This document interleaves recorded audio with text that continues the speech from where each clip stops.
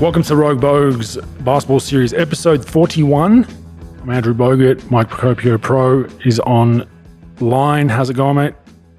Bogues, what's going on, brother? I'm at my boy Seb's house in Manhattan Beach, enjoying life. Of course, there's fucking fog every day I'm here. It's fucking great, 362 days a year until I fucking get in town. But besides that, I'm doing great. That's always the case, though. That's always the case when you go somewhere tropical Always for a holiday. It rains. Yeah, a storm cloud's been following me my whole life, so don't worry about it. Yeah, well. We have some good show this week. We have a very special guest who will join us after we go through our news spiel and get through all our stuff. A very, very interesting guest. So we just got done with that interview. It went really well. But a lot of people that sports bet, a lot of people that like analytics, even worked in the NBA. So a lot of people will take that interview and really enjoy it. But let's get started, man. We're 10 to 15% into the season. We're in the honeymoon period, Pro. Let's be honest. It's still the honeymoon period. We haven't had long road trips where guys are angry at each other and injuries and minutes and all that bullshit and guys not getting their touches, but that's all we can judge on this week. We're going to go through a few surprises and we'll go through a few concerns. For me, surprise, Jordan Poole. He's been huge, man. I'm excited to see him play this way, but what I'm really excited about is when Klay Thompson's back in that lineup and now you have, a lineup potentially with Poole, Steph, Klay, throw Draymond in there with his playmaking, and then even potentially Wiseman or Bjelica. Man, that's a tough lineup. But 17.6 points at 45% from the field and 35 from three, a major jump from last season where he was 12 points a game. What have you thought about Jordan Poole? I think it's always good. They're in a great position, Bogues, where right now they're winning games and they're getting guys like Poole more touches and a little bit higher elevated role. So now when Thompson comes back, I think they're in great position because now he's gotten, he's fought through those battles and now he could sort of, I think he's much better in his development and could help them win in coming into the playoff time. I think they're fine. I think they're obviously playing great basketball, one of the best teams in the league. I think they're playing free. I think they're playing with confidence. I think they're a great team to watch. They're fun. So it's been a good time. And it takes the pressure off Klay having to rush back. So let's not forget he's going to come back. He hasn't played basketball in over 2 years. So he comes back, he'll be on a minute limit, but he won't feel that pressure of shit, I need to play 30 or I need to get back in the lineup. I need to play back to back. So they can really have that luxury now of easing him back in because this is not the Warriors roster of 2 years ago where, if they're not a star-studded lineup, they're struggling to win games. So really, really important. Next one, Jared Allen. Pro. I threw this one in there because he's been playing very, very well, relatively unnoticed because he's not a flashy guy. He does make some big highlight blocks and dunks every now and then, but he's having a great start to the season. The Cavs are 6-4. I didn't pick them to be in the playoffs, so they might prove us wrong, but 16.6 points a night, 11.1 rebounds, 1.2 steals, 1 block a game. Block numbers are a little bit down than what he usually has, but 71.4% from the field. And it's not just dunks. He hoists up a three every now and then. He'll shoot a long hook, but I think he's had a great start of the season. I didn't know how to take his big contract with Cleveland, just because I think they had Drummond at the time when they signed him, when they got him, and then did that massive deal in the offseason. But man, he's living up to it, and if he continues this form, he'll be up there as one of the best bigs in the league, bro. He's better. He's on my fucking fantasy team, and it walks live on it. Fuck that. Man. Fucking hell. Yeah. Hey, look. No, but I really liked him coming into the draft. I saw him at Texas, and he reminded me of what JaVale McGee probably should have been if he sort of had his head on straight early in his career. Great rebounder. He has a lot of skill to his game offensively that you don't see. He can run the floor. He doesn't really try to do too much. I think Brooklyn did a great job sort of positioning him, to now sort of go to another team and be this, I wouldn't say dominating, but putting up some great rebounding numbers and, really helping them. How about this, Bogues? How about a fuck you to analytics? They got like 9 7-footers they put in the lineup. Man, and, it's a big ass lineup. Yeah, fuck that small ball. Mobley at the 3, right? Yeah, no, it's pretty cool. Mobley's at the 3. You got Jared Allen out there. It's it's interesting watching that whole dynamic. But no, good for them, man. I'm not a big fan of their guards, but Allen has done a great job. No doubt. No, I think it's been good. I don't know if they'll be there.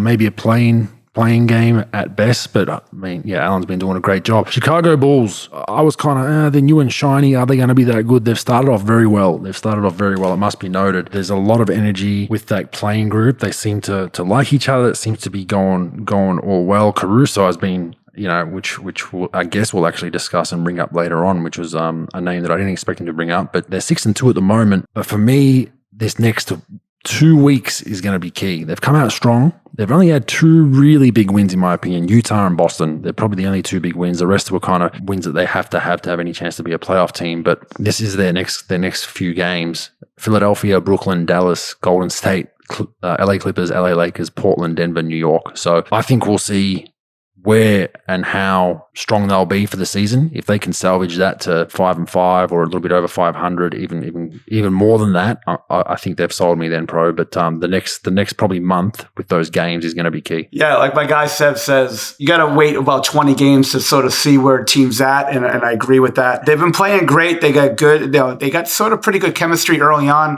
DeMar DeRozan's putting up 27 a game. Vucevic is averaging almost 11 rebounds and almost 5 assists a game. Caruso's playing well. They lost Patrick Williams for a long time. That's going to be a big hurt for them, but I like them. They got a veteran coach. I had them in the top 5 in the East, in the beginning of the year, and I think they'll be a good team. I think they could get to 5 or 6, in the East or so. I think they'll be out of the whole playoff game, the play-in game dimension, but who the fuck knows? But I like them so far. But like you said, they haven't gone through adversity. The schedule's been a little bit easy, but we'll see what happens in the next few, couple months. They are exciting to watch, though, so I recommend for any of our listeners, if you're not a Bulls fan, they're athletic, up and down the court. They've got some great playmakers. Caruso bringing that punch off the bench. And even, Lonzo Ball has been playing very, very well for him as well. Must be noted, shooting the ball well from 3. Next one, Toronto have actually started well. I really railed these guys in our preseason because I thought they had the ultimate tank roster. But, man, they play hard. They're not the most overly talented team. They've got a lot of young guys, but they're playing hard. They move the ball. I mean, I might be wrong about them. I still think they'll be at best playing. I don't think they make it when it's all said and done. But, I mean, Nurse has surprised me before. They're playing well. And it must be noted, it's with Siakam. They're moving the ball and winning games, and they're in the 8 right now. Their record's above 500, I believe. Look, they're an interesting dynamic. They got one of the best rookies in the draft in Scotty Barnes. I think that they've been playing well. OG's been playing well. They play hard. They got a really good coach in Nick Nurse, even though he likes to wear his own hat with his own name on it in fucking press conferences. I don't know what that's all about, but I think that they're a good team and they're playing hard. But like you said, they haven't gone through adversity yet. They haven't really had a lot of injury issues, with the team. They've had a couple of bumps and bruises here and there. But yeah, hey, look, they're hanging in there. We both thought they were going to be in tank mode. Yeah, it's still early. They probably still can get to that point. But yeah, it's they've been definitely overachieving up to this point, at least what we thought they were going to be. Siakam's going to be the interesting one because there were some issues, locker room issues with him and Nick Nurse last season.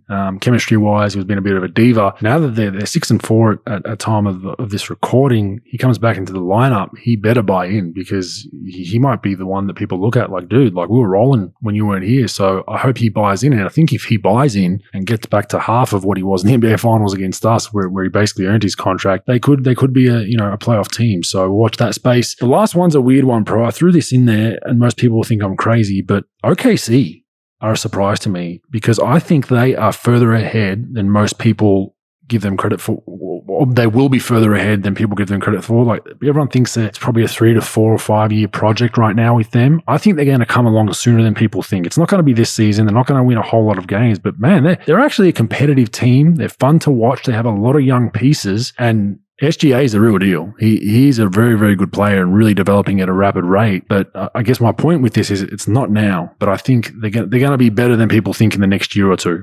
What are your thoughts? Well, if they play the Lakers every night, they'll be better than the 86 fucking Celtics. I'll tell you that because, they keep fucking destroying them every time they play them.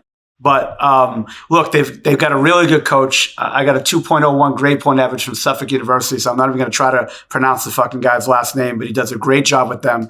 SGA, like you said, is doing a good job. Dortz is really tough. Baisley plays hard. Obviously Giddey's, one of the more underrated rookies. Up to this point, he's been playing very well. And then they just got a really hard playing guys. Sam Presti, I think, is one of the top, if not the best of top 2 GMs in the league. He's he's got a unbelievable amount of draft picks. He's got all these guys that play hard. I think they're a couple of years away, no doubt. And then I think what you're going to see is he'll start acquiring really good players and dumping these draft picks, not this year, not next year, but probably like 3 years from now. I think that's sort of where they're going to be. So I think it's important sort of to go through this process of, playing teams hard. They don't want to win games right now, but I think they want to stay competitive for about 3.5 quarters and then get the high draft pick again. They own about 19 people's draft picks. He's like J. Edgar Hoover having all this fucking, information on people. He's got about 26 teams draft picks in the next couple of years. So, I mean, he's got a bunch of draft picks that he could sort of stash. He could trade. He could do a bunch of stuff with. But I think they'll try to add one more big time player in the draft, if not two, and then start trying to sell these draft picks off for veterans that could really shape this team into being a championship contender, or at least in their mind in the next 4 or 5 years. Yeah, I'm going to put them as not next season, the season after. They're going to be a playoff team. I think they're going to be in there. You look at their salary numbers, man. They're dead last in spending. They're $80 million this season. They go up to $102 the following season, and then the following season after that, which would be 23-24, they're at $37 million contracted. So, as to your point, they've got a lot of young assets. You can only do so much with those. They'll stock up on them the next year or two. They're gonna eventually go and splash some cash to put alongside SGA and Giddey and even Dort's been playing well. So I like where they're going, and the fact that they're playing well, even though they're not going to win many games.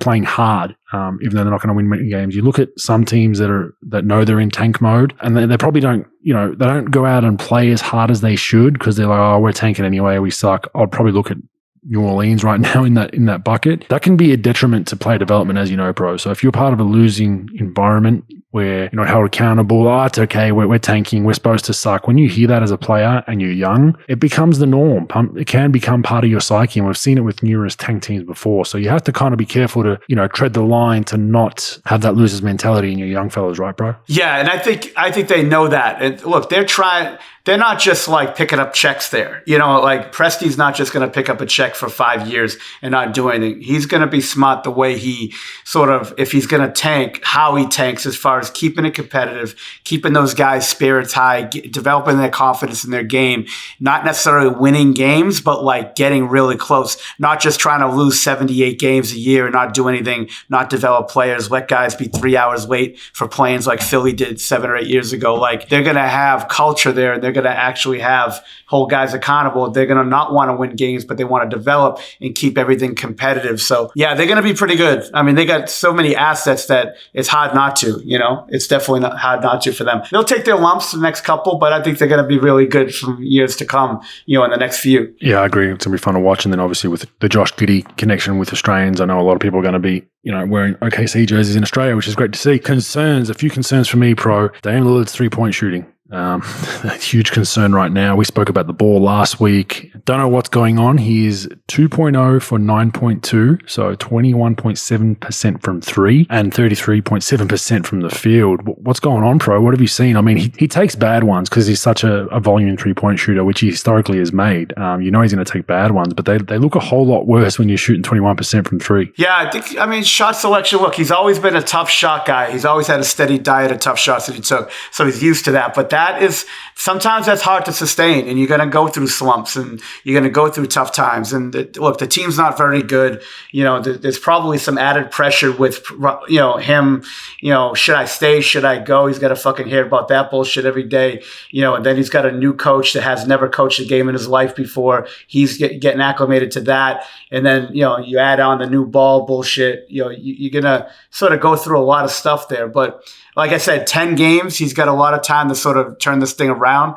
But, yeah, it's interesting. He's we talked about the slumps last week in the last week's show, and he's one of the guys that's really struggling right now. And look, he's got to figure it out. He's got to take a couple of good ones, let them fall, get some confidence and start going through with that. But look, I mean, nobody gives a fuck. He's going to have to figure this thing out and go through. He's a tough kid. Obviously, that's been his MO since he's been in the league. So he'll try to figure it out, but it's really strange with that percentage, man. He's never been a great shooter, but he's been like somebody who's probably like right on the average. He makes a lot of big ones, but his shot is like a little bit of above average shooting deal, So it's been pretty interesting to watch the lack of percentage right now. in a slump. Yeah, it's really interesting to watch, and he's even commented on it. Where some media have gone after him, and he said, does my body of work before this come into play? So it's obviously on his brain. So we'll watch that space and see if it cleans up a little bit. Maybe there's a demand from Billups for him to play a bit more defense on the other end. His legs just aren't there. Who knows what the excuse is, but we'll watch that space. Atlanta, Boston, and Milwaukee, both are out of the playoff race as it stands today. We're early in the season, but which one of those three concerns you most if you had to pick one? I would say Boston for sure. First of all, we know, Bogues, the season doesn't officially start until we have a players-only meeting. The Boston Celtics officially started their season a couple of days ago with their meeting in Orlando. They've obviously won 2 in a row, and they've got a tight one going with Dallas right now. But, look, you've got a little bit of dissension with Tatum and Brown, with Marcus Smart calling them out. You got a rookie head coach that's blew some fourth-quarter leads already. But that happens. Their team wasn't great as it is. But it's a little concerning about things sort of going haywire there about, there's some questions about Tatum's toughness. There's the question about Brown's consistency, and then, with the coach, did you make the right, coaching change, to hire the right guy? I think that they're definitely, one to talk about. But Atlanta too, Atlanta made this huge run. But you know what? Teams make huge runs. You saw that in Miami, and then, sort of the hangover from the next year. You make big runs, you sort of channel it, and then it just sort of, you sort of never was that good in the first place. Who knows? But I think Boston for sure, because now you've got a little bit of dissension. I think Atlanta's really struggling, but I think you get some dissension going on, some problems behind the scenes that we don't really know about. That they could really trickle, because they've won a couple in a row, but that's, how that shit could turn real quick back to, revert back to who they really are, Yeah, Milwaukee I'm not too worried about there. But the way it stands today, 10, 11, 12, Milwaukee, Boston, Atlanta. So Boston and Atlanta aren't even in the play-ins as we stand today. So it is a bit of a concern. Boston, I guess you don't know what you've got till it's gone. Brad Stevens criticised not getting them far enough. Well, you might not even get to a playing game this season. I think they'll get in a playing game, but like I said, the preseason, they're going to be about where I thought they'd be, which would be 7, 8, 9, 10. 7 would be a great season for them, but I just don't see any upside for them to make that jump into a top 4, top 5 team. In the East, the New Orleans Pelicans gone pro. They're done. They're done, right? Mm-hmm, definitely. Scratch a line through them. Yeah, 1-9. They look... Man, we spoke about Zion being overweight, and that's a big part of it. He's their best player. He's not on the floor. New coach. It just doesn't look good. It does not look good. Valanciunas is having a good year, putting up good numbers on a bad team. But I think it's safe to say we can put a line through them. We don't need to get into that too much, I don't think, because there's not much more to say. But the last one I want to finish with is the LA Lakers aging roster. LeBron is now hurt. He's out for a week or two. Could go further with an abdominal strain. Where do you see them? Do you think they really have a chance to win a championship just because of the names on their roster, or does this look like a pretty bad fit? Not at all. I really don't really see where this is going to go. What missing players could really make huge differences for them. They've got this is the problem with doing the Miami Heat 3-player deal, where all your money sucked into 3 players. Now you got a bunch of you have a bunch of minimum salary contracts. You signed a bunch of aging players that are injury prone, especially because of their age and just their history. And there's no other offense Tucker Horton's very overrated in my opinion. He's a very average player. Wayne Ellington's a spot-up shooter. Their biggest problem is defensively. There's nobody that could really shut guys down. LeBron can do it, but LeBron can't do it for 82 games. Oh, both ends, he can't be. Yeah, so it's just going to be tough for them. I think that offensively, the spacing with Westbrook and can you really provide enough shooting? I don't like their bench all that much. I think that just going to be, it's really hard. I can't really see them turning it around. Again, it's only 10 games in, but look, they've been scraping by against teams like fucking Houston, where you should be pummeling them. I don't care if you got LeBron James or not. You lose to Oklahoma City twice. This does not look good right now. And I just don't know where this next player is going to come from, or this next, offensive wave from them is going to come, or defensive stopper. So I think it's going to be tough for them. I really do. Yeah, I think it is. I think it is what it is. They'll be somewhere in the middle of the West, but I don't like their roster. I don't like the way they play. Westbrook's a great player, but I think for him to excel, he needs the ball in his hands for 90% of a game. You're not doing that with LeBron and Davis there. It just doesn't. I don't know. They're going to push Davis back to the 5 for stretches. Does he get hurt again? There's a lot of question marks, and age is the biggest one. So we'll watch that space. All right. I'm going to call it. Sava's gone. The Phoenix Suns owner, I think he's gone. It's a matter of time. The question mark is he seems like a guy that will fight this in court. So that could go for 4 or 5 years. So by gone, I mean, once the decision's made to oust him, when he's actually removed, who knows? But Earl Watson's made some scathing comments around a post game when Draymond Green and the Warriors played the Suns last season or season before, maybe even the season before that, because Earl Watson was the head coach, and Draymond was using a word that shouldn't be used, really, the N word, and I guess Sava made some comments to Earl Watson about that word, and Earl Watson's been quoted on it. That's one of the things we've seen in print. We've seen many other people come out. Look, I think Sava's got some issues to him. I don't know him from a bar of soap. I think he's noted as a kind of a cheapskate of NBA owners, similar to Sterling was for a number of years. Doesn't want to pay guys. Can be, has asshole tendencies, but everything else now that's coming out just does not look good. And you want him to have obviously a fair hearing and trial, depending on if they get some evidence. Because right now it's a lot of people's opinions, and we know he's not well liked. So I just think he's done. I just think it's a matter of time. I'm not sure what you think on that. Well, there's some differences between this and the Clippers. First of all, there was an audio recording of Donald Sterling saying what he said, and there's obviously some behind the scenes stuff that obviously a history and things like that.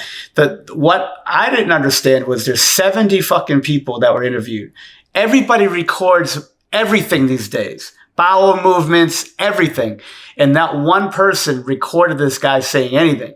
So, like you said, he's definitely going to fight it in court. But, there's no... Now, maybe they do have evidence, and I don't know how this stuff's going to go. I could see this being more of a court fight, more of a fineable situation, $10 million, $20 million fine, suspension for a year.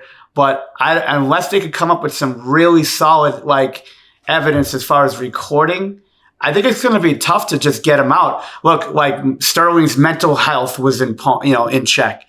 His wife signed off on it too. Sterling's, right? His wife signed off. Yeah.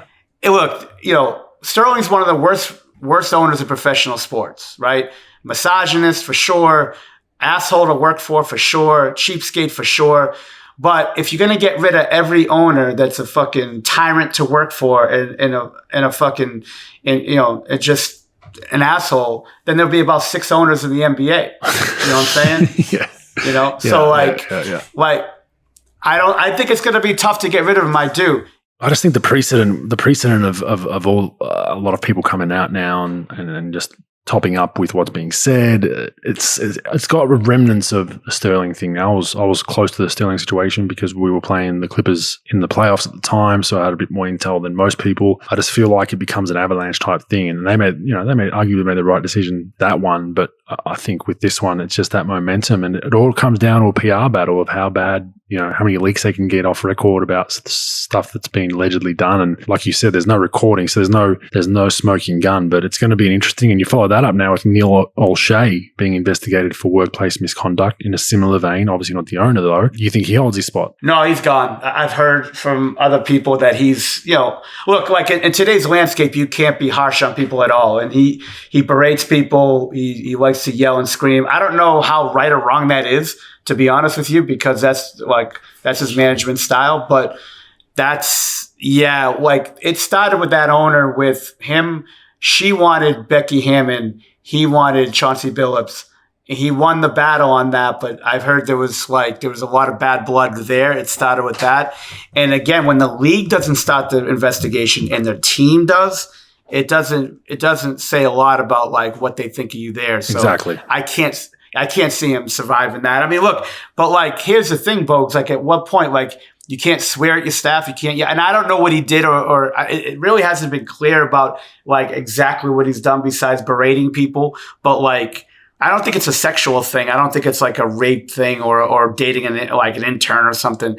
I think it's just more berating staff and being heavy on staff. But like, at what point is that too much versus, okay, well, like, because I'll be honest, like owners look the other way with coaches that treat their coaches like that, that are like tyrants and players, right? Like if they win and they're a quote unquote championship level coach, they'll let a lot of shit go. So at what point? Now I'm just saying, like, if Portland Trailblazers went, Western Conference finalists and they were 9-1, do you think would there be an investigation right now? Yeah, I don't know. But once, like you said, once your own team is hiring people to investigate you, start wheeling up that suitcase from the basement and filling it up with some of your things, because you don't have long left. The Sava one's going to be the interesting one, because I truly believe if they attempt to remove that team from him in whatever capacity, he's gonna fight tooth and nail. It just seems like his personality. I don't think he's just going to walk away for a settlement sum, because I think his pride's at stake. All right, Ben Simmons has been excused for the most part for a mental health break, so we have to talk about this again. I want, in capitals I've got make it end, please, but we have to mention it, that Philly now has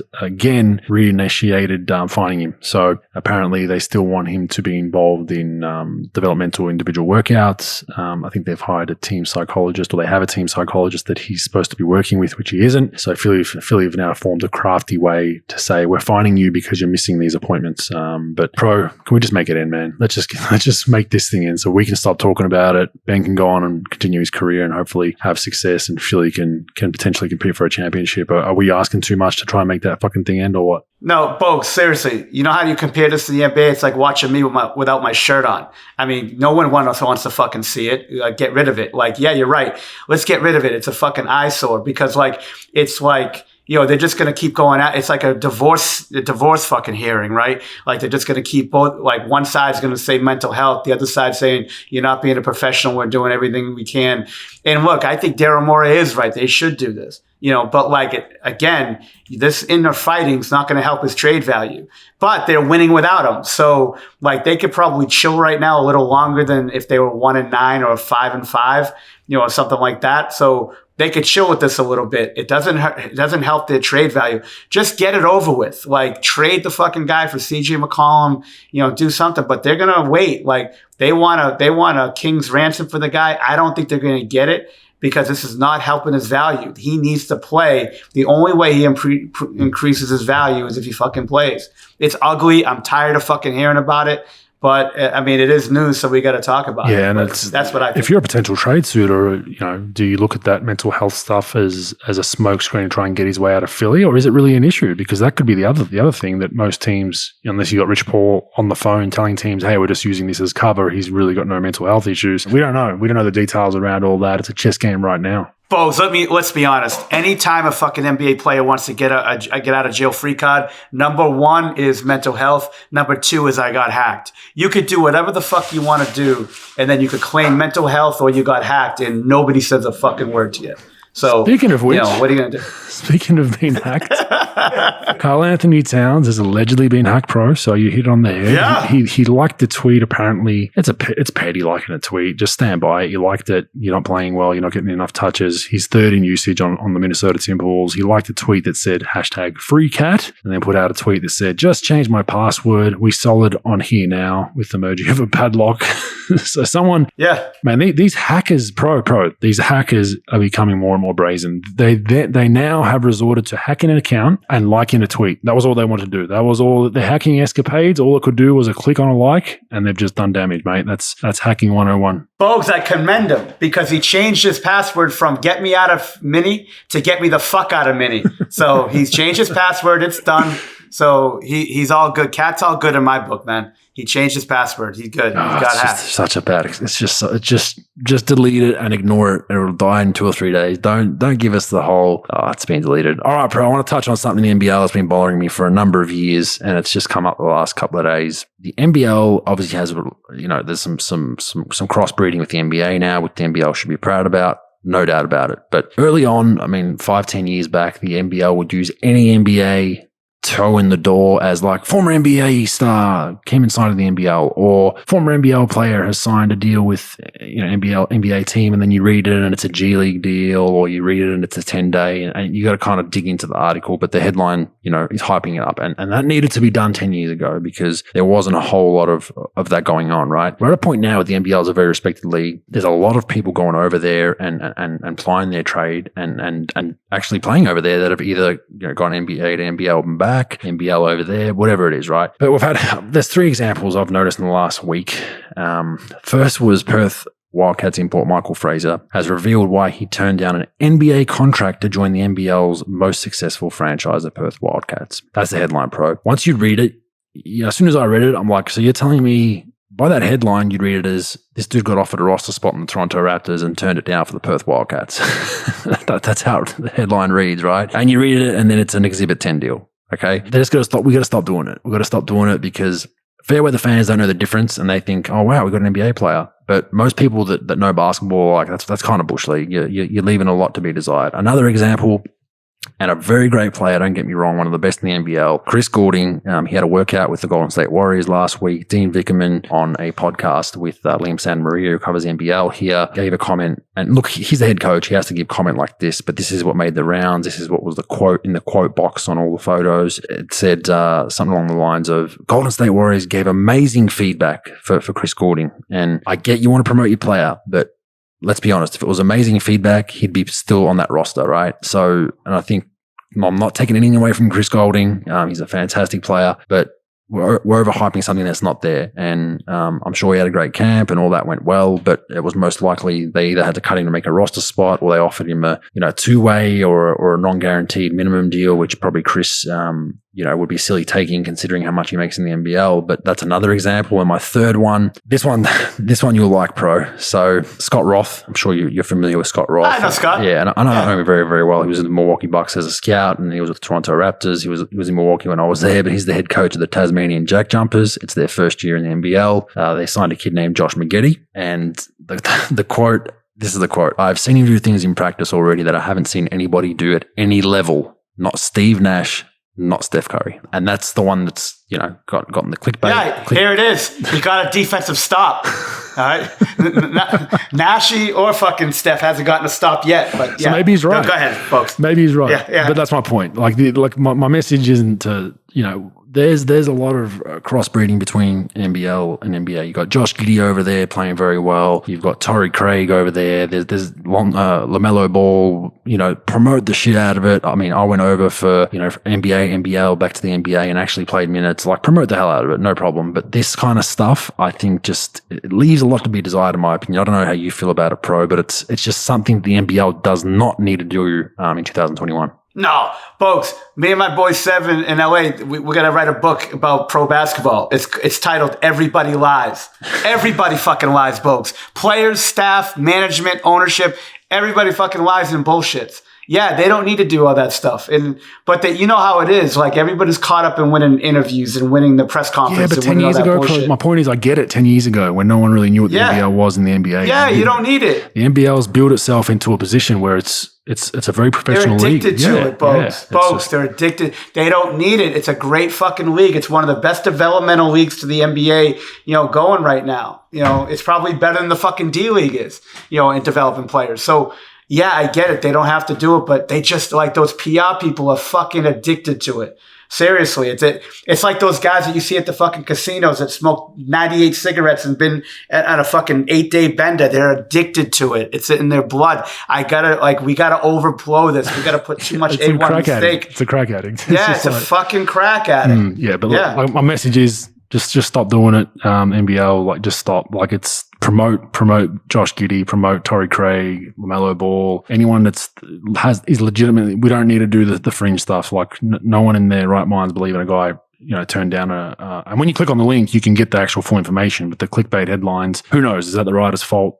I don't know, but I think it just needs to stop. Agreed. All right, let's move on, pro. I'm not sure if you followed the Liz Cambage debacle We'll call it that, I guess. You probably haven't been over there, but her hearing has happened regarding the comments that we once discussed during the Olympics, that the blow-up that she had that got her kicked off the Olympic team. First off, it was Basketball Australia contracted an independent panel. Of course they did. We don't know who that panel is, who they are, what they do, what their names are, how many are on the board. We know none of that. Anyway, it says one incident did engage in conduct that brought BA into censure. The other 3 charges were dismissed. She has been issued a formal reprimand.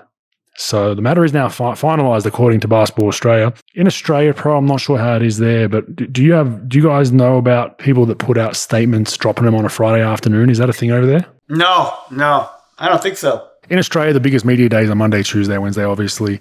Weekends are more akin to sport with newspaper, media, print, all that kind of stuff. So whenever people usually have bad news or stuff they want to get the minimal attention, you drop it at like 5 p.m. on a Friday afternoon. Why? Because people are headed home. Their minds are on the weekend. No one's reading the news. This got dropped at 4:59 p.m. on a Friday, right? So the questions I have, first one is what the fuck? That's my first question, because it says the matter is now finalised. I want to know what were the charges, because we don't know. What was the reprimand? We don't know. Who was the independent panel? And the reason why I'm bringing this up is this sets a very bad precedent for any future indiscretion from a player, male, female, whatever, in the future. What I mean by that is we don't know in print what was said. Everyone in the basketball community in the whole of Australia, if not the world, knows what was said. You know, I've got some friends on the Nigerian national team that have directly quoted with what was alleged to be said, and what, like we've said, it's words you never want to hear. So I think the fact that it wasn't on record publicly helped the case, and Basketball Australia and the independent panel can hide behind that. But if this was in print, what was said, it'd be a whole different story. But the precedent is bad. Why? Let's say player X plays for the Boomers or the Opals in the next Olympics in Paris, goes on a tirade using words that should never be uttered in public. All I'm doing, if I'm representing that player, is printing out these charges, the reprimand, putting it on the desk and saying, my player apologizes, and you'll take that that minor reprimand and throw out the other 3 charges, please. Is that not right, bro? 1,000%. It's bullshit. It's bullshit.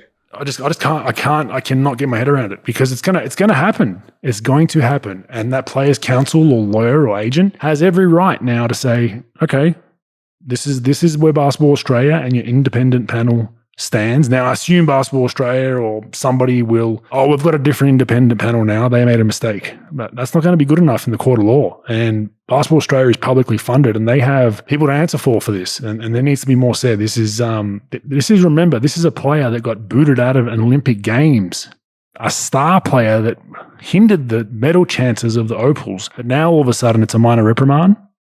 Not right, bro. Yeah, it's completely bullshit. It's just politics. It's just complete fucking bullshit.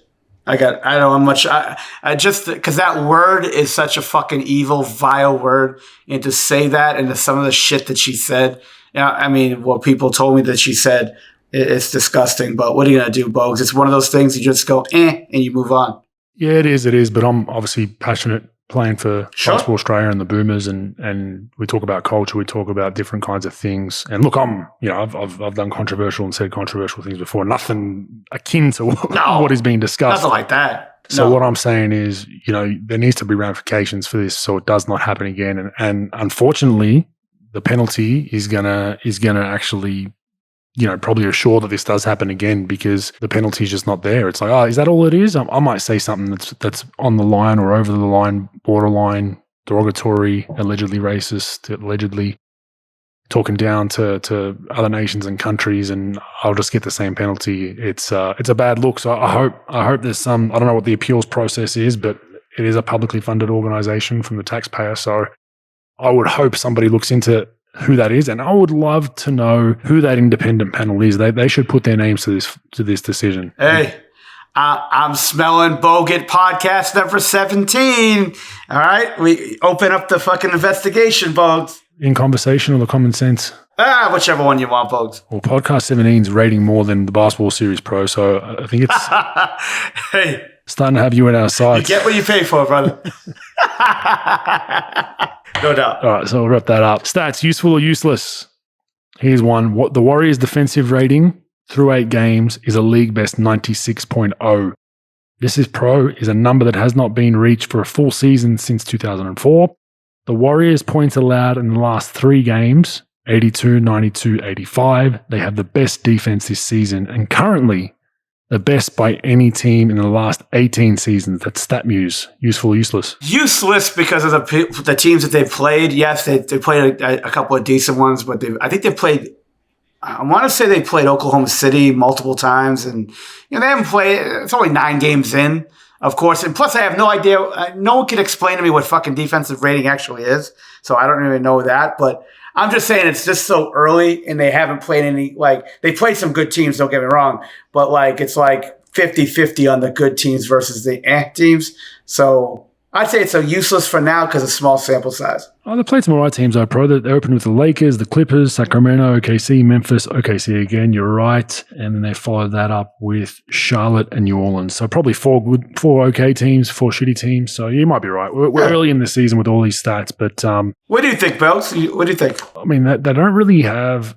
The fact that they don't have a shot blocking big back there for the most part, I mean, they do for stretches, but Bjelica's definitely not an imposing defensive figure. He plays big minutes. They do go small with Draymond at the 5 a lot, which helps, but to get that number, it's still impressive considering that people label Steph as not a great defender, very good scheme defender, very high basketball IQ, but they label him as not a great, one-on-one defender. Jordan Poole's young and still learning.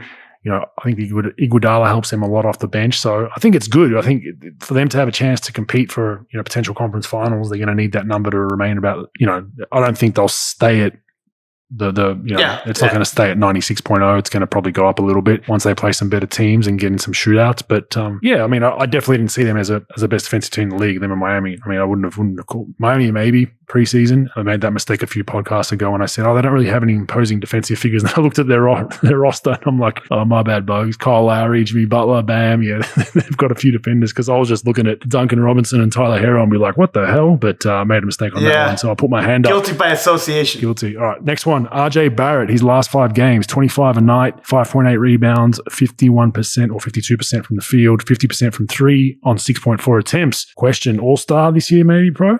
I think you could definitely put him in the borderline all-star. He's actually worked with Drew Hanlon over the summer, and Drew's one of the actual trainers I actually respect as far as his work. And, he did a lot of work on his shot, and, he's improved. At least in the small sample size, he has improved, and he's putting up numbers. Those teams are winning. The problem is, Bogues, can what's going to happen with Randall? You can't take 2 guys from the Knicks. If they're top 4, you could. If they're top 4. Good point. I think you definitely put them in the conversation if there's going to be a cutoff of top 35 guys you're considering for the All-Star. If you're considering 20, 22 players in the East for an All-Star bid of their 12 players or so that they select, I think you could definitely put Barrett in the conversation for now. So I think competing with Butler. Was it Butler, DeRozan, Harden, Beal? Who else have we got? Yeah, I mean, definitely in the conversation. And there aren't many players in the conversation for All-Stars for either conference. So, just to be in the conversation, I think is definitely an upswing in your career. So, yeah, I think it's useful. I'm putting him in over Tatum and Brown as of today. I can tell you that. For sure. I can tell you that much. So, for sure. Based on win-loss record. All right, last one. The Pistons are shooting 39.5% as a team. Holy shit, that is bad. As it currently stands, that mark is the lowest by a team in the last 60 seasons. They also currently have the 12th worst offense since the three-point era, 1980. Useful or useless, bro? That's useful. I don't know if you know the TV show, but when they play, they should play when the Detroit Pistons play, they should play the Benny Hill theme song for 48 minutes of the whole fucking game. It's bad. Cade Cunningham has just come back though and doesn't play that well, but is showing signs. But man, they are hard to watch. Yeah. They are hard. It's like they're almost like if you tried not to score that much, you couldn't do it. No, they're tough. They're tough. Yeah. All right. Wrap it up with fact or fake news before we get to our guest. Folks, I want to get to the guest that quickly. We're going to cut it down to 1 this week. All right. Okay. You got somewhere to be. Yeah. With all the issues in Portland that's going on right now, ouster the GM possibly.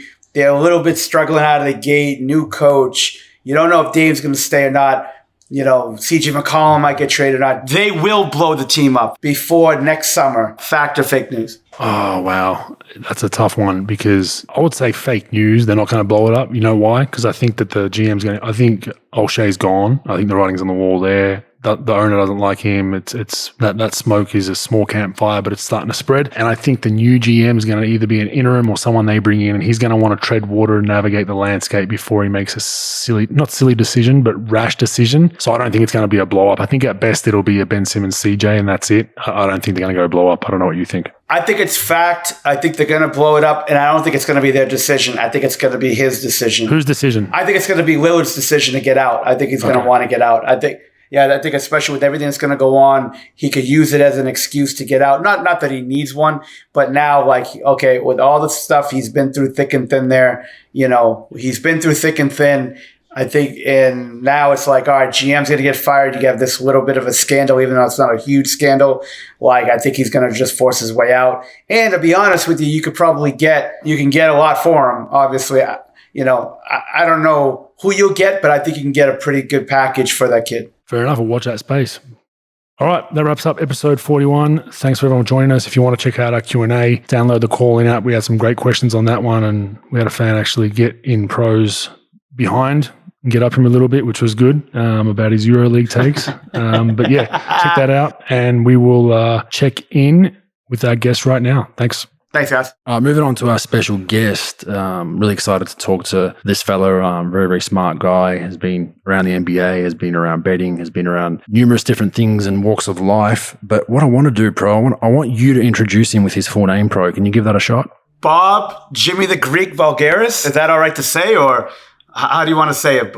H-Bob? I mean... That's not his full name. I don't know. I know him as Jimmy the... He wouldn't fucking talk to me when I was at Dallas. I just called him Jimmy the Greek. I didn't even know his real name. Haralabos Voulgaris. There you go. Nailed it. Yeah. It's a silent A, isn't it? It is a little bit of a silent. Yeah, it is. That's right. Some people just go by Bob, but yeah, if you can get the first name right, it always feels a little bit better. I had no fucking idea, Bogues, to be honest with you. 100%. I worked with a guy for a year. I had no fucking idea that was his real name. Yeah, you're also confused with the name John and why there's a H in it. So we'll get into that no doubt about it. Another day. But yeah, welcome to the show, H-Bob. We'll call you H-Bob or Bob.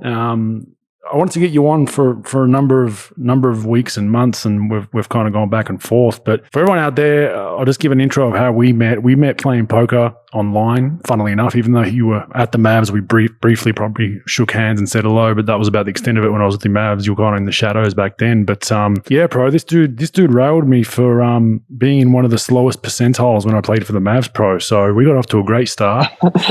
He knows what the fuck he's talking about then. No, you probably beat me in a pot, and I was probably irritated. That's probably where that comment came from. Yeah, no, we're going back and forth. I didn't lead with it. That's for sure. It's the truth. You weren't. I was running on one leg that whole season and slowing down in my career, so I'm not going to hide from it. I was one of the slow dudes in the NBA. This dude's like, we're going back and forth talking shit via an app, funnily enough, and that was my first rendezvous with H-Bob. But I mean, I didn't really know much about you, to be honest. I had to, Phil Hellmuth, of course, gave me, your resume and your social security number and every detail about you. But other than that, I did some reading and obviously you've had a really interesting life to this point, and that's what we want to get into early. You've been labeled as the NBA's greatest bettor ever. Now, that's a pretty big title. But before we get to that, just tell us about your upbringing. Obviously, Greek heritage, Greek family. Your father, I believe, was an avid gambler. Loved to have a bit of a punt. Grew up in Canada. Just break us through all that, and we'll get to how you got involved with betting a little bit later. Yeah, for sure. So I grew up in Canada. Greek Canadian parents. Both my parents, born and raised in Greece, moved to Canada independently when they were quite young. I think my mom moved when she was around 17 or 18. My dad in his early 20s. They met up there. My dad got a job washing dishes at Kentucky Fried Chicken. That was his first job in Canada, I believe. Kind of built himself up. Was pretty successful at one point, especially in my early days. But then I think he had a lot of Canadian strip malls, and the mortgage crisis in Canada, or the interest rates went really high. And so he kind of lost most of his money doing that. He definitely was a gambler. So I grew up around the horse racetrack, and then kind of got involved in NBA basketball.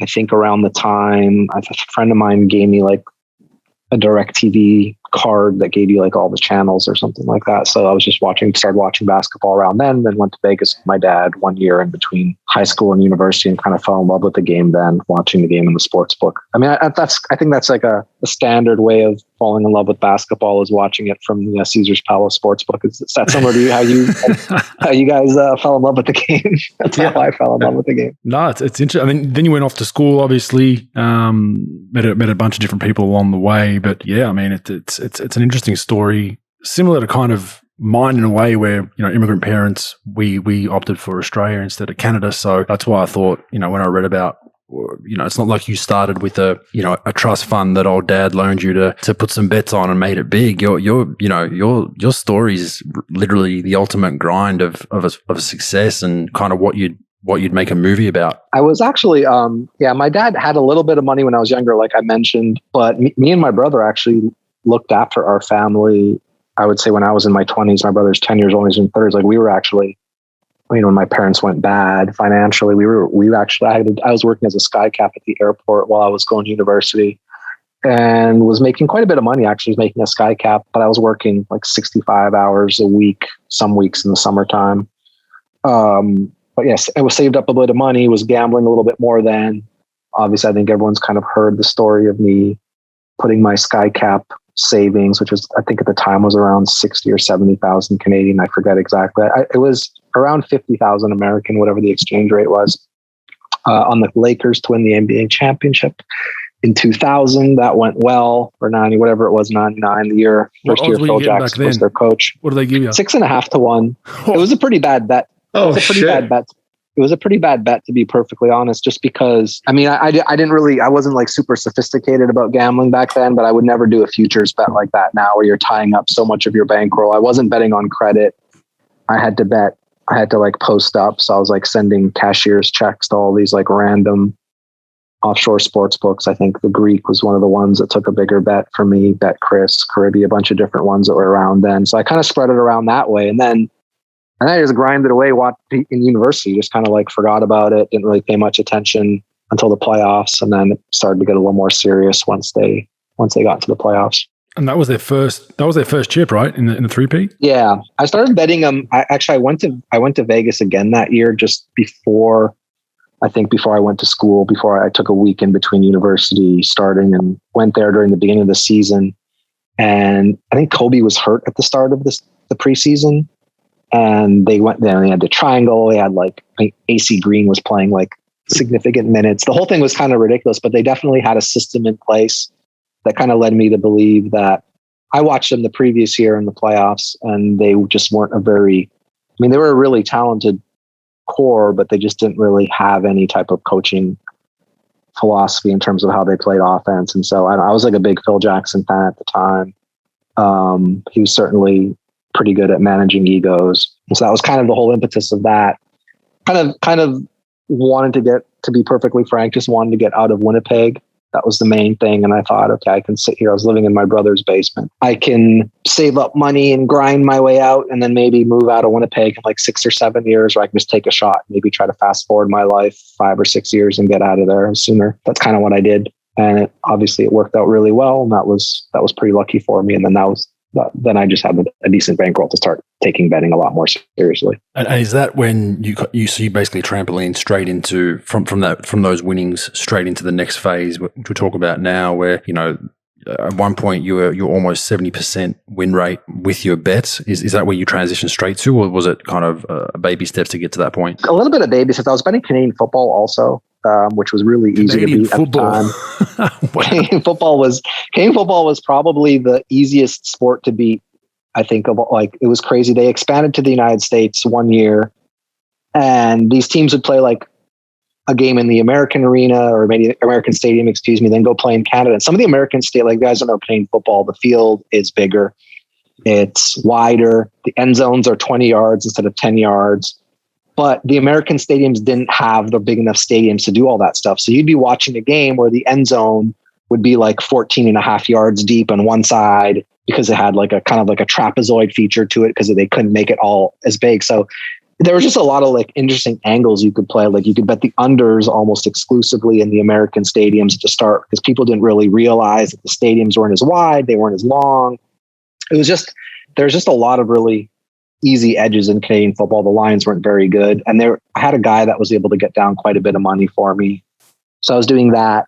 As far as basketball goes, I had a subset of plays. Betting back then was just a lot easier, obviously. So there was a subset of plays that had a very, very high win rate, like 67 to 70%. But you'd only have about 200 of those plays a year. It wasn't like you'd have, when I was betting at my peak, I was making upwards of 1,800 to 2,000 bets a year, just to give you an idea, with a win rate of like 55 to 56%, maybe as high as 56.5 some years. What's the average that you bet, Bob, on that stuff? Like, what's the average you bet on a game at that point in your career? When I was first starting out, I was betting out like very small amount. After I won the Lakers bet, I think I was betting like 5 and 10,000 a game, pretty big unit size for then. But that was pretty big degeneracy also. I would say the first year I kind of discovered the subset of plays that I had that were really high win rate. I also met a guy who was one of the biggest bookmaker in Canada. I had beat him for a little while, and then he decided he wanted me to work with him.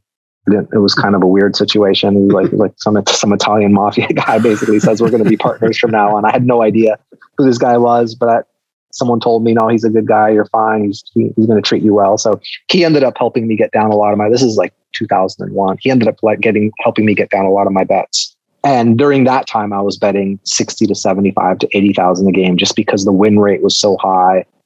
He was betting on credit, but that was a very short-lived time in terms of how much you could bet. The market got a little bit sharper around 2005. The last year I was betting was around 2014 or 2015. And that year, my average bet was probably around 120 a game, 125. Some games we'd get down like 200 or 300,000. But that would be really rare. Wow. Yes, that's big numbers. I mean, Australia, most of our listeners are in Australia because pro's not really bringing much to the table. But a lot of punters in Australia would be mind blown by that. Australia is obviously a huge gambling nation, especially on horses and greyhounds and sports. So a lot of our listeners will be mind blown with that. But you found a flaw. I just remembered this now. Sorry to interrupt you. There was, I forget if it was Tabcorp. Is that the name of is there one of the TAB Tab? Yep. Yeah. So we had a guy in Australia who was sending us there was this market in Australia, which is like you could bet on what the highest scoring quarter would be in a game in the NBA. And you could bet you'd get usually the first quarter in general to be the highest scoring, but there'd be some teams where the third or fourth quarter would be the highest scoring quarter just based on different coaching strategies, et cetera. And so they would put these markets up in Australia and we beat them for I don't think it wasn't a lot of money, but it must have been a lot of money for them because they stopped offering that market 6 months into the season because we just had such a huge edge on some of these bets. We'd get 3-1 on the third quarter. That would just, we had the third quarter at being 50% or better to be the highest scoring quarter just based on the matchup and the rotation patterns and coaching strategies, et cetera. But yeah, I remember we couldn't get a lot of money down, but we had a guy, a friend of mine who lived in Australia who would go around to Tabcorp and make all these bets. I think it was Tabcorp. I can't remember exactly. Yeah, it was a long time ago. But and they don't like losing. So as soon as they start losing, like you said, that whatever bet you're putting down is either going to disappear, or what they do now is they actually cap how much you can put on something, especially if you're a new account or new gambler. Bob, how did you do your studying back then? Did you have an analytics team back then, or did you just do it by feel? What was some type of system that you had back then? When I first started out, I just watched a ton of basketball games. I had 5 different VCRs hooked up to my DirecTV receivers, and I was just recording all the games. This is 2000. Around 2005, play-by-play data. There was 3 or 4, maybe 5 years of play-by-play data then, which is pretty decent data. That was all the data that you really had up until Second Spectrum and SportView installed cameras in the ceilings of the arenas, which I didn't have access to until I started working for the team, and I wasn't gambling when I was working for the team. So to answer your question, primarily started out via feel. And then as more data became available, started getting more and more into the data aspect of it, hired some really, really sharp one really, really sharp mathematician in particular, went through a bunch before I found him.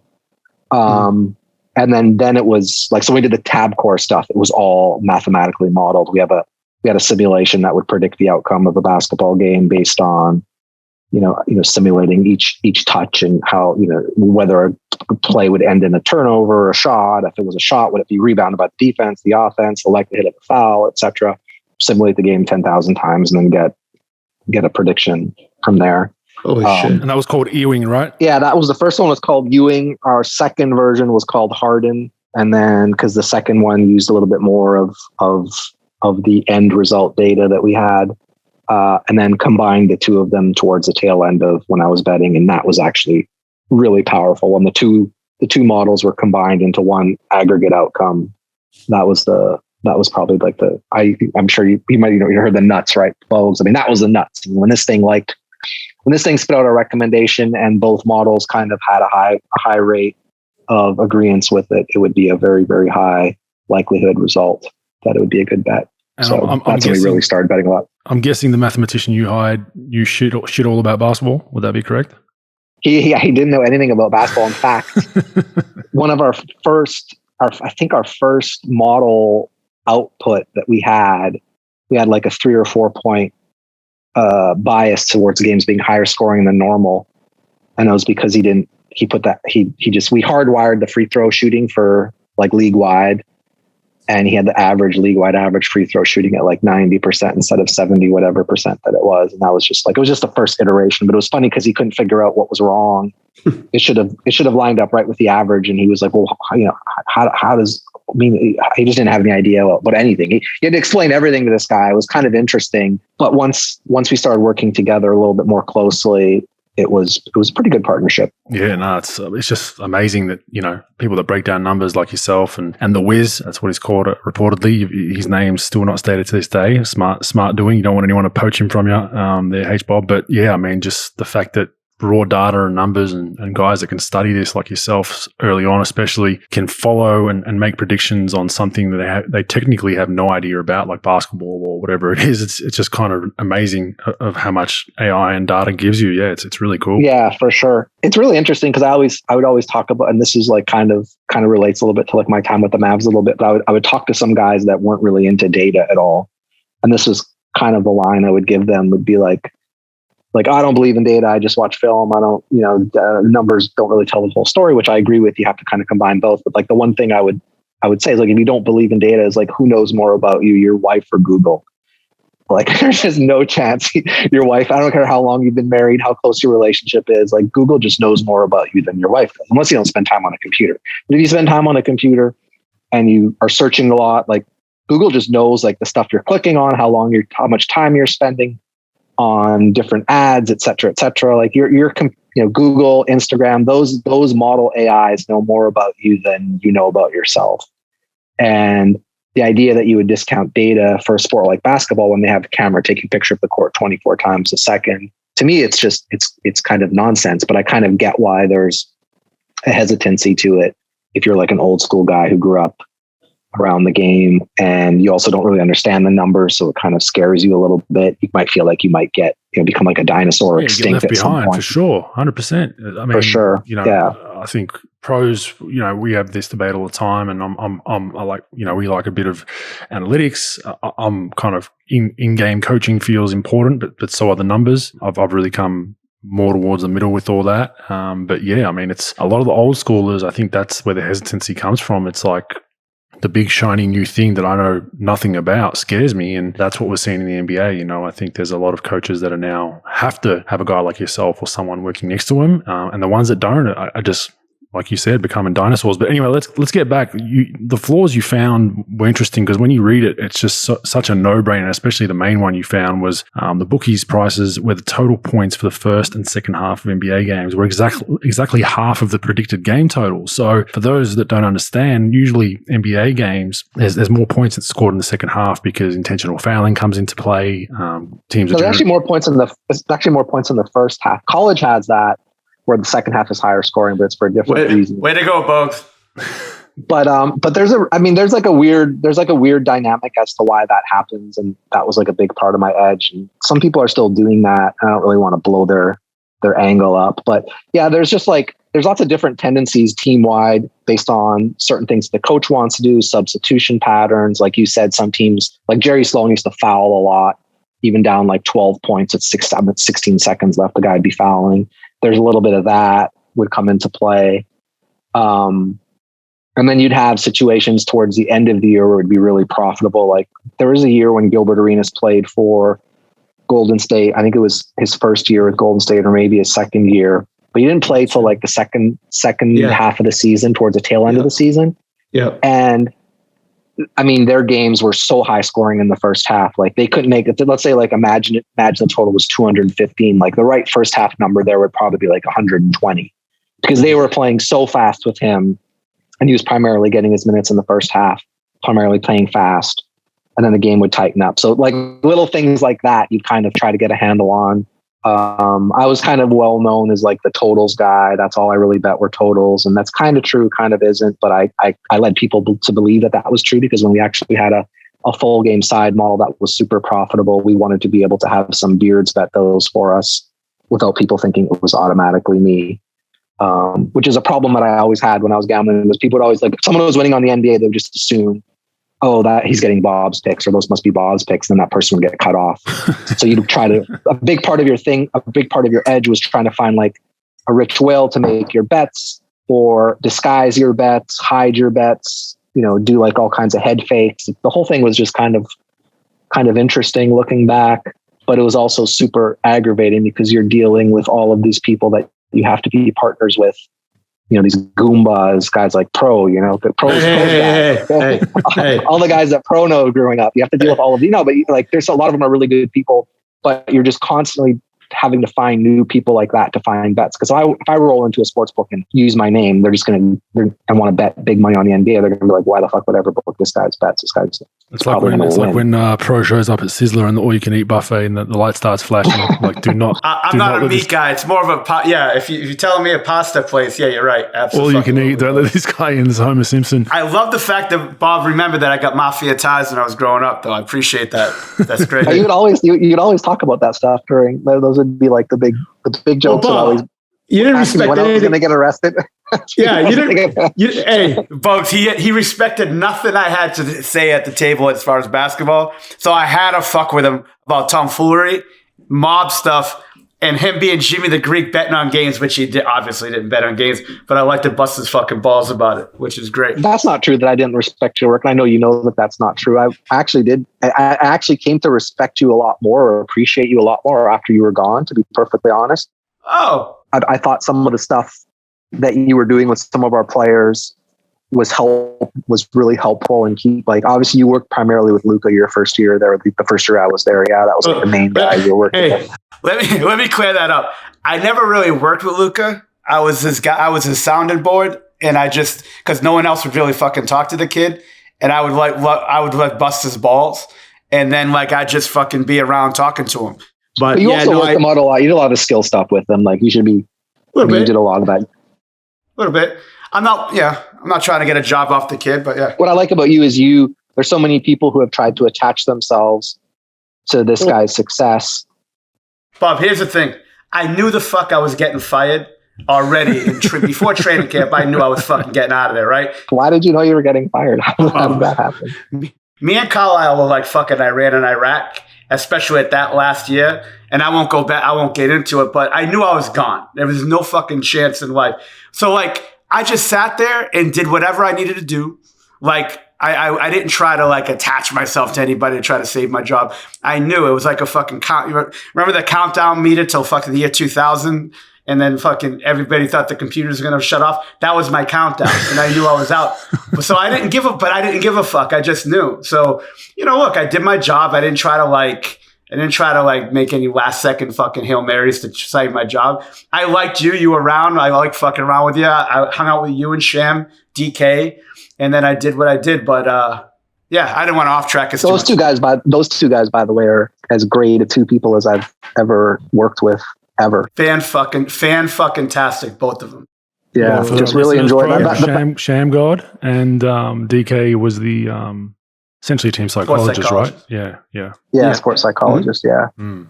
Yeah. But it's really solid people. I mean, so I appreciated the work that you did just because I felt like, you had you were specifically there to help players get better. You were a skill and development guy. Sham's a great one as well. But aside from that, I felt like there wasn't a ton of coaching staff members that were like big on player development. You guys were the main ones. And so once you left, then it was just Sham, and Sham's like working everybody out. Sham, I mean, I would be like, we'd be talking about players that need to improve this or need to improve that. And there's only so many hours in a day that, I mean, Peter Pan, I guess, is the other one, but that you would get where Sham could actually be able to work with everyone. We had rookies. It was so that's why having you around, I appreciate when you're around, because you're just another guy that could go and work on skills with players. Yeah. And that's a big thing. The players got to keep on improving adding to their toolbox, especially as the game keeps on changing as much as it has. Yeah, especially if you're not playing too. A lot of those guys that pro work with generally, could have been, guys that fall out of rotation, guys that need to get extra reps up. So for, Yeah, I was more of a catfish as far as like bottom. No, seriously, like bottom feeding, like as far as guys who didn't play. Like Luka, again, the whole thing with Luka is he didn't play summer league. And like I just started fucking around with him and talking to him, and nobody really talked to him because he wasn't going to play summer league. And then I don't know if they were intimidated or what, but I just fucking talked to him. But like everybody else, like Ryan Brokoff, all these guys that like didn't play, that we like, how it is, Bob. Like, you're not going to get on Twitter fucking working out guys who don't play. So like, there's not going to be a lot of people who jump to work out guys like that. And I'd rather work out guys like that to try to, maybe make them like from the 12th guy to the 10th guy and grind it out like that. Yeah. So let's get off me because no one wants to talk. No one wants to hear a fat fuck talk. Pro, I'm liking this, H Bob. You're grilling. Yeah, no shit. Hey, Bob, let's come on every other week. Yeah, come on every other week. That would be great. No, go ahead, man. So go back to your stuff. So we get back from the betting. You obviously do real well for a number of years, and then talk us through the losses. You had a long run. It's quoted as Bob hit the wall in 2004 when he went on a long run of losses, losing a third of his bankroll in 1 month. Is this true? Are they sugarcoated that? And what happened? I lost a third of not my total bankroll, but not all my money, but the money I was using to bet that year. So I had some other stuff. I had some investments and some other stuff that I was trying to diversify out of. But yeah, it was in 2004. So I think like, it's funny because looking back, I thought my edge had disappeared because I had like this ridiculous edge on this subset of plays, but my edge didn't disappear. It just went from being like where I was stealing to where I had a chance to lose. And so I started to press a little bit. I don't think I was making great decisions. The main part about that is that kind of made me lean more into having like an actual model versus, because you guys can relate to this, is when you're gambling and you're making like, you're the final decision maker and it's your subjective view, but you're having a bad day, or you're like, you had a fight with your girlfriend, you have something happened, like it totally affects, or you have like, you're on a losing streak. Like you don't think as clearly. I wasn't nearly the robot that I am now, or I just tilt, baby. Yeah. I wasn't really tilting. It's just like, you don't make the right decision. It's hard to make the right decision. And so that was more of why I leaned on having, I wanted to have a model built, because I wanted something that could just be perfectly, transparently unbiased at all times. And so having that as like a kind of like a crucible that you could lean on was important to me. And so I spent more time devoted to that. I also started playing a little bit of poker around then. I think that was, so 2004 was like my worst year around that stretch, but I still won money that year. It's just, I was up so much in the first half of the season, and then gave a lot of it back in the last third of the season. Last little bit of the season was for the most part. I mean, I can't remember exactly what went down, but it wasn't a great year that year, but it certainly wasn't like a massive losing year either. Yeah, it's on record saying that then you employed a different style of a more grinding style of betting post that. Yeah, some smaller bets on edges over a longer amount of time. Yeah, not even so much like smaller bet sizes, just like the way I would look at it, it would be like, okay, when someone wants to ask what your win percentage is, like if you have a 70% win percentage, but you're only making 10 bets a year, that's like, okay, great. Now you've just profited, like whatever amount of profit that is not a lot. But if you have like a 55 or 56% win percentage, but you're making 100 bets a year, that's way better. And so my goal was just to get like the max profit. And so if that meant that we were making like 53, 54.5% expected bets, we would make those. And we would bet a little bit more on the higher perceived value bets, and then grind out on the smaller ones. Just like look for every edge, and everything was more automated then as well. Yeah, it makes total sense when you look at the numbers that way. But I guess this is the parlay into who you spoke about earlier, which is commonly known as the Wiz. You went into hiring some people. You trialed a bunch, as you mentioned earlier.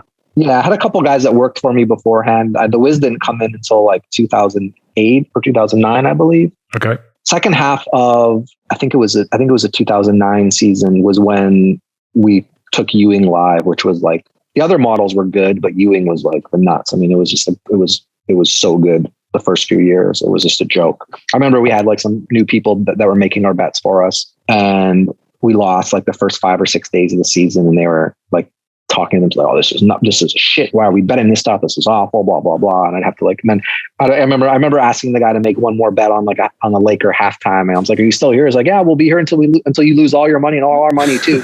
Because the guy was just like such a jerk, right? He was just like a whiny little jerk. And I think we ended up finishing up the first month, or not the first month, but the month of November with like a absolutely absurd ROI. And the guy I basically told the guy next, I was like, I said, do me a favor, just make the bets and keep the commentary to yourself, or we'll find someone else to make our bets. And he was like, okay, I got it, I'm sorry. But yeah, there's just a lot of that, like dealing with a lot of different people. But yeah, the Wiz stuff, when we got the simulation going, that was when it really started to take off a little bit. And that got you to 2009, where you really crushed the second half of the NBA season based on having all that behind you. Correct, yeah, and then crushed the start of 2000. I took half a year off in between because I did some consulting work for a team. Actually, the Mavericks again. It was the Mavericks because it's noted as an anonymous team, so it is confirmed to be the Mavericks. I talked about it in the Pablo Torre podcast that I did. But yeah, I worked for the Mavericks the year. Just started like around a little bit before the trade deadline until the start of the next season. Like Mark, I think I wasn't getting paid very much money. So it wasn't really, I just kind of wanted to try something different because I was making a lot of money. Well, just so you know, it was not a lot of money to him. It was like probably $975, $1.2 million, just so you know, that's probably the number. No, I was getting paid. My first contract with the Mavericks was, I can't remember. It was under 250,000, 150 for sure. Yeah, for sure. Like starving in the streets, right? No, but I thought like I'll do this. I know this guy doesn't know me from anyone, so I'll just take whatever, just prove, do some stuff, see if he trying to prove myself. I did it for half a year, and I was like, yeah, this isn't. I'm not gonna. And then he was talking about hiring me for the next year, and I was like, yeah, that's not enough money. Like I'm not coming back for that. I'm going to go back to gambling and make some real money. So yeah, it's a business decision, bro. You gotta, he took a pay cut for half a season to see if you liked it. And then, well, he's about to say, hey, pro, stick to the fucking podcast. I don't want to hear the fucking words. I know. I don't about it. I remember asking. I don't think I ever disparaged you, pro. You're making it seem like I gave you a hard time. I think I asked you one time. You were warming up some guy, and he was shooting long twos, and I was like, "What do you think the expected value of that shot is?" You looked at me like I was a fucking alien. Well, everybody looks at me like I'm an alien, so I was just like, okay. I remember I had another conversation with a player too, and he was like, "How can you score 0.8 points? That doesn't. It's impossible. You're never going to score 0.8 points." I think DeAndre Jordan walked by and he was getting paid like $25.7 million or something. And I was like, "Do you want to just get paid 25 and just round off to 7? That's how points work." And he was like, "Oh yeah, I get what you're saying now." Yeah. See, I think if you busted balls back, you could have been the first sort of analytical guy in history to actually like bust a fucking player's balls back. I didn't mess with the players though. Yeah. I didn't really mess with the players. No, you didn't. I didn't talk to them. I didn't try to okay, Coach Carlisle called me up at the start of just to introduce myself. That was, I think, the only time I ever said anything to a player. Yeah. No, I mean, every once in a while they'd bring me around and be like, "Hey, can you explain something? Can you explain to us what you said?" And you'd like, cause there was like the Harrison Barnes thing where I guess Harrison Barnes the previous summer spent the whole summer working on his back to the basket game. And, like the whole summer literally worked on his back to the basket, like ear rub, all these plays they were calling for him. And then we were like, okay, we don't want to take as many long twos anymore. And I just think the player was like, okay, well, I wish they would have told me that in the summertime. I would have. No, I think you and I had a discussion about it too. Like if you could have been the first, because I feel as though analytics in the league, like no one explains it to the player.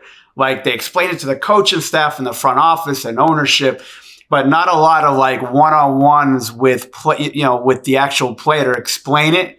And I thought, because you come across like when you're engaged in conversation, I think you're really good. And that's why I thought like if that was sort of pushed a little bit, that I think because I think players sort of are understanding a little bit more of analytics these days, obviously, because it's pushed down their throats so much. But I just think if you explain it, and that could be in such a big deal with them. What do you think on that, Bob? Yeah, I think so. I think there's a lot of things working against me when I got there, that it wouldn't have really mattered what the situation was, just because there was a lot of players. Like, one thing I didn't realize, like, I tried to stay out of the player. I would talk to the players just like, hey, how you doing? Like, congratulations on this, whatever. Like, someone had a kid, like, congratulations. Or, hey, what's up? How you doing? How was your summer, etc. Right. But I wouldn't really want to talk basketball with them, just because I was told by the coaching staff they didn't want me to talk basketball. And also, I just had a lot of respect for. People don't think I had a lot of respect for the chain of command, but in terms of coaching, I did. Like, I understood the coaches were the coaches. If I had something to say, I would talk to a coach about it.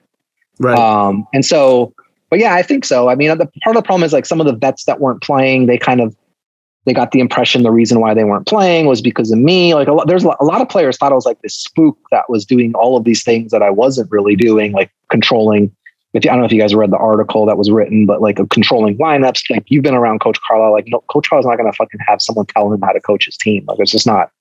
It's just not going to happen. It's the card that tells Carlisle, not you. It's that card in his suit coat pocket that tells him the rotation. Yeah, but yeah, exactly. People definitely thought I had input on the player card or the lineup card, but he would, just like anyone would, he would ask like, hey, what do you think about this matchup or whatever, and you'd give them your information. But yeah, I mean, I think you're right. I mean, I don't know. I do think like people. Yeah, I think that having me maybe more human, I think would have helped a little bit. Yeah. But at the end of the day, also, like, bro, you weren't around for the COVID part of it. Like, it was such a fucking miserable experience that nobody wanted to be around anybody for the most part for most of that year. Like, you're getting up at 6 a.m, 7 a.m. to get your tests in. You're getting tested sometimes twice a day. You're wearing masks all around everywhere you go. So there wasn't a lot of like, it was just weird. It wasn't like a familial, it wasn't a really interested, you were never going to get to know someone really well during the COVID time. Yeah. I think a lot of people were just kind of grinded down from that a little bit, plus the schedule was compressed. You're playing all these games.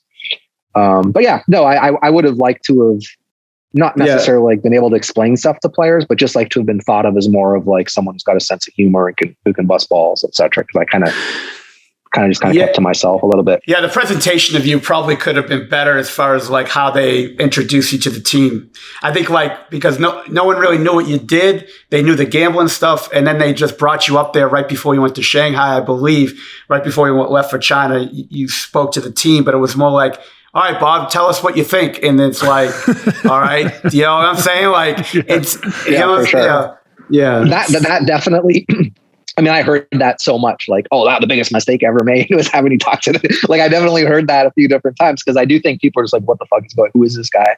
But I didn't certainly ask to speak to the team. That's for sure. I just kind of wanted to just kind of like introduce myself. Someone, I think the lowest hanging fruit in basketball is just like, and this is not like super advanced analytics. It's like literally the lowest hanging fruit is don't take a foot on the line 3-pointer or 2-point shot, take a fucking 3. That's as basic as it gets. But that, I mean, that's maybe 3% or 5% of what my impact was on analytics. That's the thing that kind of got everybody going. It was also the year after Houston went like 0 for 27 in that game. And so a lot of players started asking questions. I remember having a conversation with one player about that. Like, oh, you can't shoot threes. Look what happened to Houston. I was just like, well, I mean, what if some of those threes went in? I get what you're saying. Like, there's a human impact of missing that many in a row. But there's also like, they took the best team in the history of the NBA to fucking 7 games on the basis of the fact that they played that way. So it's kind of hard to kind of bemoan the fact that it didn't work out in game 7. No doubt. But yeah. Yeah, I think Pro brings up a valid point as well, that having being around NBA teams, there's kind of, the NBA is a pretty masculine, there's a lot of bravado, I can fight, I can do this, I can do that. And that's just a part of the league, right? It's a grown man sport. So I think sometimes a guy like yourself, H-Bob, can be grouped in that kind of nerdy, just stay on your computer, get the fuck out of our way. So I think there is an onus on NBA franchises to explain it better to the players so they're not like what Pro said. And I think there's definitely the majority, over 50% of players would think that way. Or like, who is this nerd that's dictating my playing time? What the fuck? Like, I just, I get buckets, or I can do this, or I can do that. So there is a bit of a disconnect there that probably NBA teams need to do a better job of, because it's not going anywhere. It's not going away. Analytics. No, it's certainly not going. Data, it's certainly not going away. There's just too much.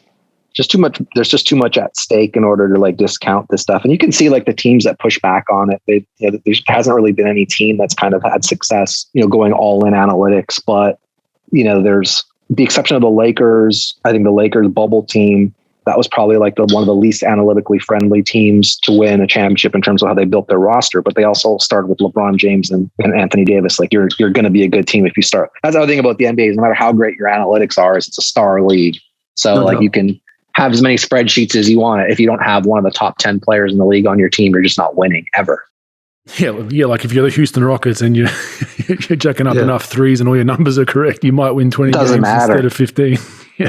Yeah, it really doesn't matter. Like that's the part that's like, and I think people like, I obviously understand that most people, and again, I don't like the analytics thing. I like more strategy. I like strat, because I felt like I did more strategy stuff. Like I think part of the thing that people didn't realize is I was probably spending 70 to 80% of my time watching film. I would be grinding film all the time, because that's when you really learn more about like, okay, what are we doing wrong? How can we, impact our space? How can our spacing be a little bit better? How can we grind out half a point here, half a point there? What are these matchups? And the sample sizes and the analytics aren't that big for stuff like that. And I already did all the analytics work before for 15 years. So it wasn't like I had to grind away at analytics anymore. I was mostly just watching film, just trying to learn stuff that I didn't know. Like all our play calls, all our defensive coverages, what exactly went wrong in a play, we had a program that actually told us where the defensive players should be in a line for every possession. Should you have switched? Do you not have switched? That sort. So that's kind of the stuff that I did in the beginning. But whatever, it was a fun experience. I enjoyed it for sure in the first year. There's definitely some highlights, but I definitely it didn't end the way I necessarily wanted it to end. That's for certain. Yeah, and just to cut this off, Pro, obviously after H-Bob had a 6-month stint with the Mavs, he then went back to betting. Obviously, we spoke about Ewing and even Harden, and then had then transitioned back to an official role with the Mavericks in 2018, which was labeled as the Director of Quantitative Research and Development. So that's where that all fits in. So we can just give the listeners a bit of a feel, which does lead us to our time where H-Bob, myself, Pro all kind of ran into each other, and for sure. I was, just to be clear, like I signed a contract as a team employee the year I met Pro, and then but 2 years prior to that I was a consultant. So I started I think Luka's rookie year was 2018, 2019. If I'm not mistaken. Yeah. So I started 2 years before that, but they were remote kind of consulting. I wasn't really around very much, and I didn't really want to be around. I was like, all right, I'll do this. I'll see if I like it. And then I went and took an actual salaried team job versus a contracted, just a consulting role the year I met Pro, which was the 2018-2019 season. And that was Luka's rookie year. And part of the reason why I came was because they were able to draft him. And I was like, okay, this could be cool. I could see, because I was a huge Luka guy. And so I just was like, oh, this could be fun. And then so that was kind of how the timeline went. People don't realize that they think I got there like, when it was announced, but I'd already met with Carlisle, the coaching staff, et cetera, 2 years prior, did some work via email, had some phone conversations, that type of stuff. Yeah. And that leads me into my next question is you're most notably essentially gone from a relative unknown in a consulting role where no one really knew your name, your face, that kind of stuff, to now, bang, you're everyone wants to know who's this H-Bob guy, the guru of sports betting, that analytics data. So how did you adjust to that? How did you adjust to now being in the spotlight where, there were articles about you, you're sitting courtside and there's photos on ESPN, and then that leads us into all the other BS that went on after that. But how did you handle that kind of transition? Well, there really wasn't anything written about me other than when my hiring was announced. But like, I never did any media when I worked for the team ever. I had a bunch of people ask me to do stuff. never did. Mark never wanted me to do any media. I think people would ask Mark, hey, before they would get to me, they would ask the team, hey, can we talk to Bob about something? And the answer would always be no. And I think part of that was because of the awkwardness of the situation, the role. And I think part of it also was I was kind of thought of as like I don't want to say a secret weapon, but I think just like this idea, like, okay, we don't want people to know like that this guy's working for us, that sort of thing. So there wasn't really a ton. I mean, was a transition? It was kind of boring, to be honest. I was in Dallas, going to games, going to practices. I stopped going to practice at some point just because I was like, this is just, I just can't deal with this. It's just so, it's just boring. Like, I don't know what else to say. You're not learning very much. So I wouldn't go to every practice. I was going to coaches meetings for the first year. And then we stopped doing that and started having meetings privately, because I do think my presence in the coaches meeting definitely made some of the coaches meetings go a little bit differently. Because the one thing that was very clear, and maybe Pro even got a sense of this, I'm not sure, I'd be curious to hear your take, is it definitely, word got around that I was like, quote unquote, Mark's guy. And so instantly my interactions with people were just colored by that. You'd have people who would, kiss my ass because they thought it might help them get ahead in the job. You'd have people who would just, not in a bad way, but just like they really... Fuck. I took the wrong fucking philosophy. I went the other way, Bogues. What the fuck? Now I know why I got shit canned. No, but you get what I'm saying though, right, Pro? Like there's definitely a lot of people that thought, hey, I want to move up a little bit. Let me just try to treat this guy a little bit differently, or just like agree in a meeting, or like disagree, but then get scared that they're going to get like bludgeoned to death with data. It was just like a weird dynamic, and not a bad thing, but it was just different. In some ways. Yeah, like I knew you were Mark's guy. I knew you were around the team a couple of years before. They explained you as did the gambling stuff sort of vaguely. I think Carlisle talked about it a little bit, and then you came in and you were Mark's guy. Again, yeah, I think some people took both ends of that. Like they're a little intimidated. They probably want to keep on your good side. It was funny, for as much like clout that people thought you had, like you did take this sort of backseat approach where you weren't vocal. You weren't like, vocal where you were like, going off on people or yelling or doing any of that. Yeah. In practice, Bogues, it was funny. Me and Sham would give each other the wink because, Bob would sit down, I would sit on one end and Sham would sit on the other, and we would bust his fucking balls on purpose and just talk shit with him during practice. Like, because me and Sham did our work before and after practice. We didn't do anything like really during. And then, Bob really wasn't around. I mean, he walked in with his white hat on, which I fucking loved. That was great. And then he came strolling in. That's my brand for the practice facility year too. I almost quit because of it. I was like, bro, I got to be able to wear a hat. Like I can't just be expected to do my hair at like 8 a.m. every day. Like, come on, give me a break. I'm barely. He came in like he was a fucking golf pro, Bogues, right? And he comes in, he just strolls across the court. I gave him some like mafia gambling fucking jokes and some player stuff. Me and Sham would talk to him, and he would just be there. So I think most of his work was, but I think most of his work was behind the scenes in coaches meetings and what have you. So it wasn't like he was a vocal guy the first year that I was there. I wasn't really ever that, which is funny because the article made it seem like I like pissed this person off, pissed that person off, rubbed this guy the wrong way, and it's just like, I don't know. I took a little bit of like, I thought about this a little bit more. And I think like for some type of like, people think like, okay, Bob's difficult to work with. And I think like, I don't agree with that at all. I think for some people I can be difficult to work with. Like if you have a certain way about you, it can be difficult. Like if you like to talk about things, but don't like being challenged, that can be difficult. If someone holds you accountable to the opinions you have in a meeting, but you can't back it up with anything, that can be difficult. Because at the end of the day, like I just wanted to win basketball games. That's all I cared about. And like, these are the best fucking players in the world at what they're doing. And so if you're not working really, really hard to do whatever your role is to contribute and help these guys get better or help us win games, then like, what exactly are you doing? That's how I took it.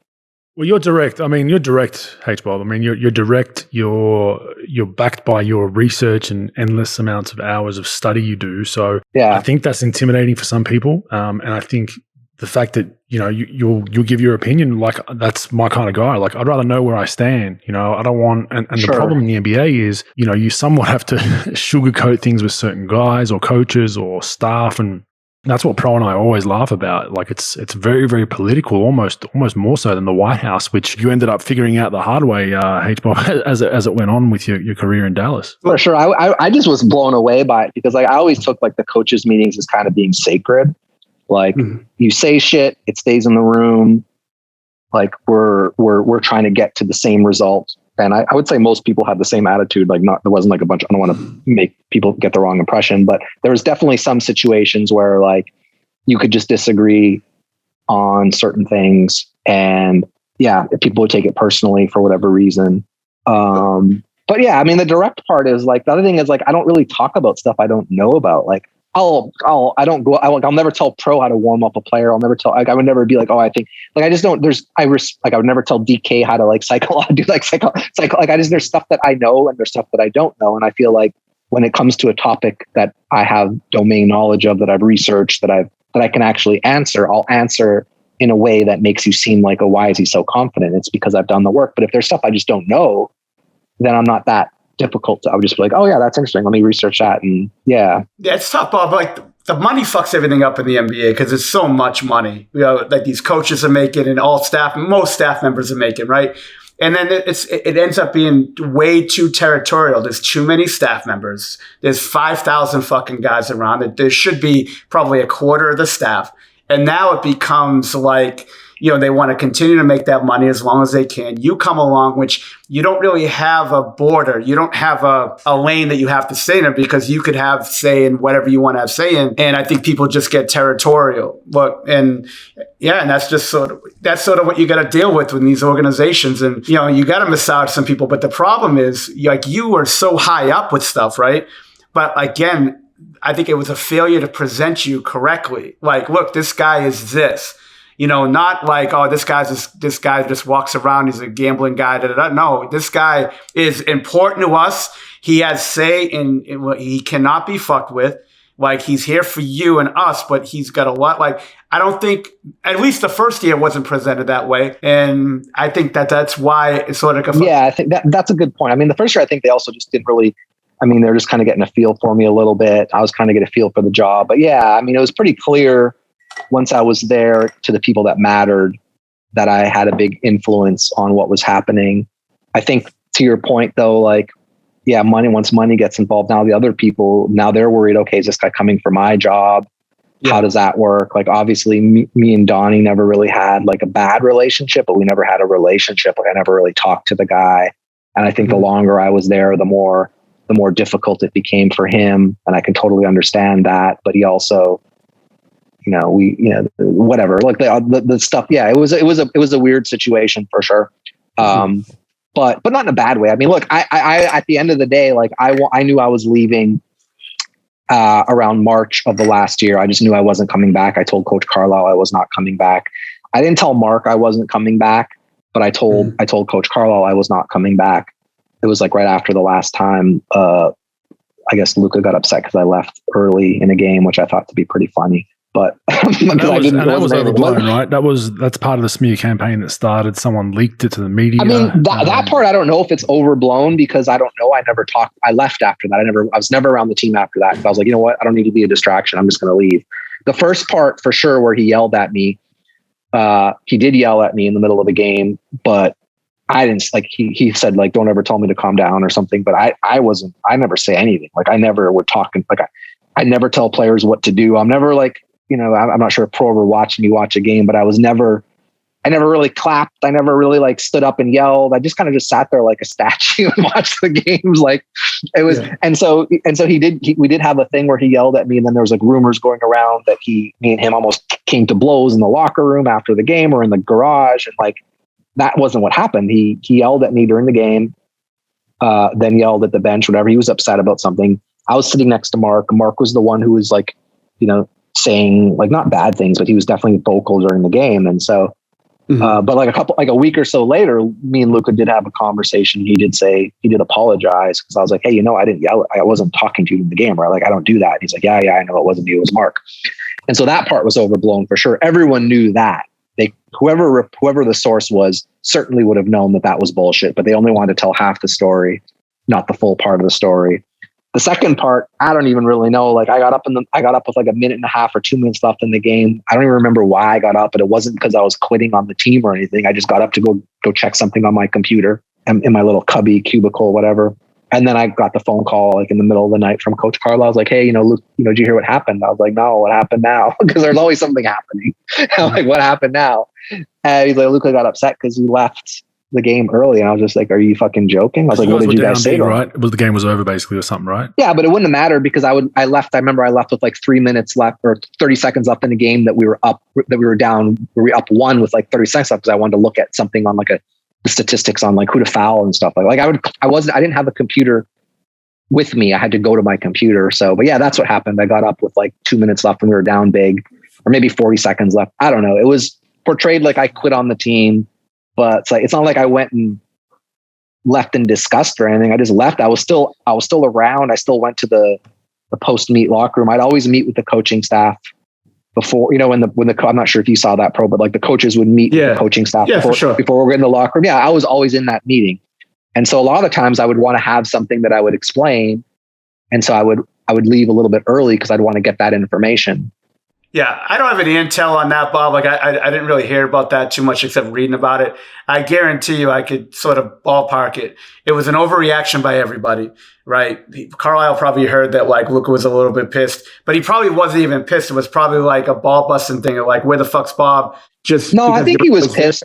This is how it was explained to me by like someone in the coaching staff and by someone on staff is like, he was pissed after the game about something. Yeah. And just wanted to leave, basically. Didn't want to talk to anyone, whatever. I'm not sure exactly. And then, part of the thing was obviously I was seen to be like a Carlisle guy, not like there's like the coaching staff was a little bit fractured in some ways. And I was I was very loyal to Coach Carlisle. I worked with him very closely. Sure. I was big on the chain of command. And I think some people, so it was just like, so if you had a problem with me, it didn't necessarily mean you had a problem with me. You might have, or also if you had a problem with him, it didn't necessarily, it was like, everything was just kind of commingled and I was kind of seen as that faction. Like you can attest to this, like everybody on that bench, whether they were whoever they were, whether they were a coach or whatever, they were seated on that bench. Everyone has an opinion on how he should play basketball.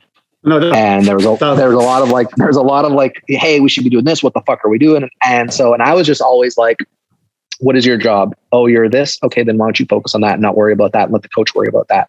Because I just was like, I don't see the point in like gossiping about stuff like that. There's a lot of that. And I think that also maybe rubbed people the wrong way a little bit. Like I told one person on staff, like, yo, shut the fuck up. I don't want to hear this anymore. Like, I don't want to hear how you think our offense is not good. Like you're not enough. Like you're XYZ. Right. Not in a bad way, shut the fuck up, but just like, yo, I don't want to hear this. Like we just lost. Let's just deal with it. And so, but yeah, I was kind of blown up, whatever. I mean, I don't know to this day. I don't really know if he does like me or dislike me. I know that I never had any interaction with him negatively. I never told him to do anything. I just kind of left him alone. I looked at him and I mean, Pro kind of mentioned this a little bit. Like I looked at him as kind of like Mozart, just kind of let this guy do what he wants to do. Like everyone's kind of scared of him in a weird way. I wasn't really scared of him. I was just kind of like in awe of him, if that makes sense. I just kind of let him be. Like I would never begin to think to tell him how to play basketball or anything. And maybe also, but I also didn't really joke around with him either. And I think that it might have been perceived that I was like, that I didn't like him I didn't try to develop a relationship with him. But the way I saw him was like everybody was in this guy's back pocket trying to be his best buddy, because they knew like if Luka liked you, you were likely to stick around. If Luka liked you, you might even get another contract as a player. Like there was a lot of that. Hey, Bob. Not everybody. Not you. Yeah, exactly. But like there was a lot of that. There was a lot of that for sure. And so I just kind of respected the fact that he was an amazing basketball player, and I didn't want to fuck with him. Like I just didn't want to be. I just kind of left him on his own. And I don't know. Like I played the Dirk Tennis Classic with them. We definitely had like fun doing that. Joked around. We talked about doing like a tennis bet for like some amount of money at some point. But aside from that, I never really talked to him that much. So if he disliked me, then I don't know. I guess that's kind of on me. But I'm not losing sleep over it that much either. Well, it was obviously obviously a well-timed leak too. I mean, the way, when the whole, that article came out about yourself and digging into everything that was going on, it was clear to me that it was leaked by someone within the organization. And as soon as you attach a leak like that to a Luka Doncic or a LeBron James or a Kevin Durant, that's going to be news in Japan, in Australia. For sure. Well, they used his name to get the article to be more, exactly. more. Exactly right. And that's what I read into more it, flammable, which wasn't fair to you. But a quote that you attributed to a previous article, which I guess fits in well with what we're talking about. This is your quote. The way I saw it was that anyone who was talented and qualified was marginalized, and it was kind of like an old boys network of guys who were just kind of there to collect checks and stick around. And look, as harsh as that may sound, it's true. That's the NBA, and Pro and I speak about it a fair bit. It's the development coach who tries to get in with the Luka Doncic and knows that if a coach or GM's fired, he might hang around because Luka likes him, or KD's guy, or LeBron's guy, or Carlos. Or how about guy. an assistant coach? How about an assistant coach who wants to get the head coaching job? That happens a lot too. Yeah, exactly, exactly. If you can drive a wedge between that and now you're Luka's guy, and now this is a career move. A lot of these coaches became coaches because they became the interim coach, and there's certain coaches, that's their playbook, is being the interim coach, primarily the head coach. And so that's a part of it too. I just never really because I wasn't in it for the money. I didn't look at it that way. I was kind of stupid. I was just kind of like, okay, I want to win basketball games. And I thought I was so oblivious to it, but that's also part of the disconnect I have with the average person in some ways, just because I've already achieved a level of wealth where money doesn't really factor into it for me. Does that make sense? Yeah, for sure. For sure, bro.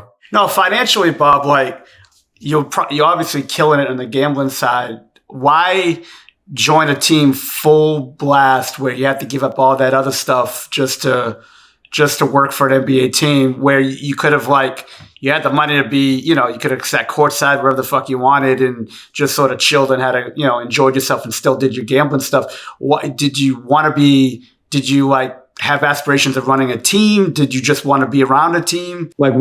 Yeah, I wasn't really sure, to be honest. I mean, first off, I love basketball, love it. And so it was always a dream of mine to work for a team, whether it was a run a team or whatever. I don't know. I mean, it was, I didn't really, looking back, I didn't put a ton of thought into it. And it sounds really silly, but it was kind of a spur of the moment. I think I had flown back from Greece to Dallas, met with Mark, and had a handshake agreement within 6 hours on no sleep. That's kind of how it went down. And then I was like, okay. I was engaged prior to that. The engagement fell apart. I was kind of just questioning, what am I doing with my life? I was so over gambling. Gambling is okay, I was making 8, 10, whatever, 15 million a year, but it just wasn't. That's it. Whatever. No, but it's just dude, whatever. It wasn't changing. It wasn't changing my life in any way. I was like, okay, what do you do with the money? Well, you put it with the rest of it. It's it wasn't really. I'd been involved in crypto already at that point. Crypto was making gambling look like it was miniature car racing. It was just so trivialized. The crypto swings are so much bigger than. So yeah, to answer your question, I just wanted to try something different. What I shouldn't have done is I shouldn't have signed a 3-year contract. Mm-hmm. I should have signed a 1-year contract because I didn't really think that through, but I agreed to a 3-year deal. They wanted me to line up with some of the members of the coaching staff, so our contracts ran concurrently. Mm-hmm. And yeah, that was kind of the impetus of it. It wasn't it's probably not the answer you want to hear, because I just didn't really put much. I don't know why. I just kind of did it. It was kind of spur of the moment. Did it, got there, and then when I was there, I was like, what am I? People kind of also got this, right?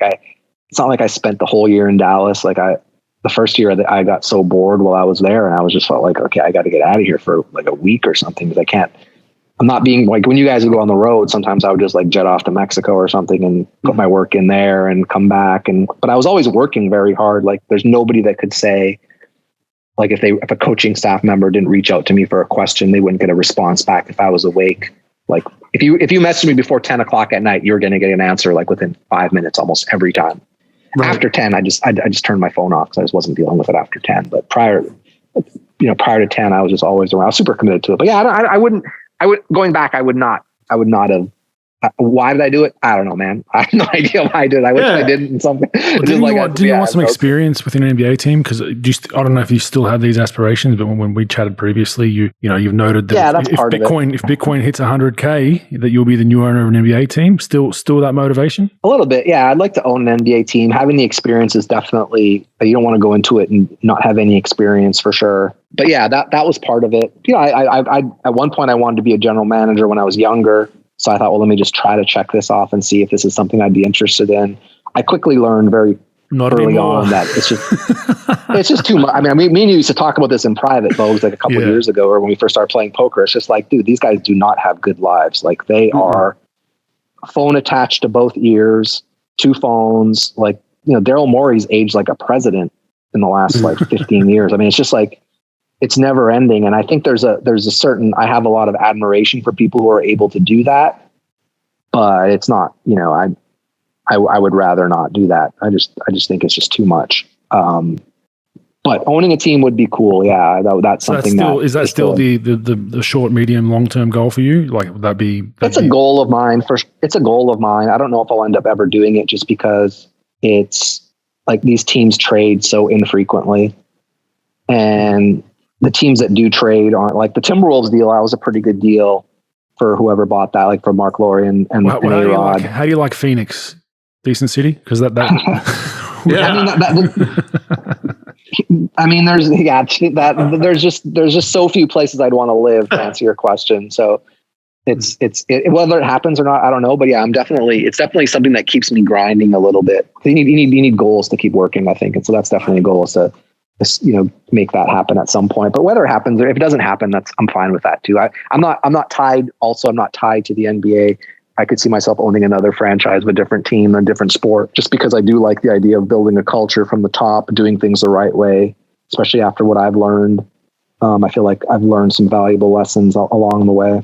Yeah, fair enough. Phoenix, Phoenix, that's an interesting one for sure. Yeah, it could be up in the next couple of weeks. Just make sure you hire pro. But let's finish this off. I'm not going to hold you too long. I just want to pick your brain on a few NBA things. For sure. You've been watching the NBA, obviously. Who do you like right now? We're 10-15% into the season, so it's still the honeymoon period, as we say. But who do you like right now? Who do you think will be there at the end that probably people aren't talking about? Yeah, it's. I mean, I like the way Miami's playing. Look, they're 7-2. I still think Philadelphia is a team that people have to look out for if they ever get anything for Simmons. I mean, they're already pretty good. I mean, Golden State, I was not a Golden State guy going into the season. I do think they've changed their offensive style a little bit. I don't know how much of that has to do with, I mean, some people have said Kenny Atkinson's had an impact. I'm not sure, but they're shooting a lot more threes, where if you have like Steph Curry should just be shooting a ton of threes. He's that. I mean, you played with them both. Yeah. You would know. So I think there's more of like who I don't like. Like, I don't like the Lakers.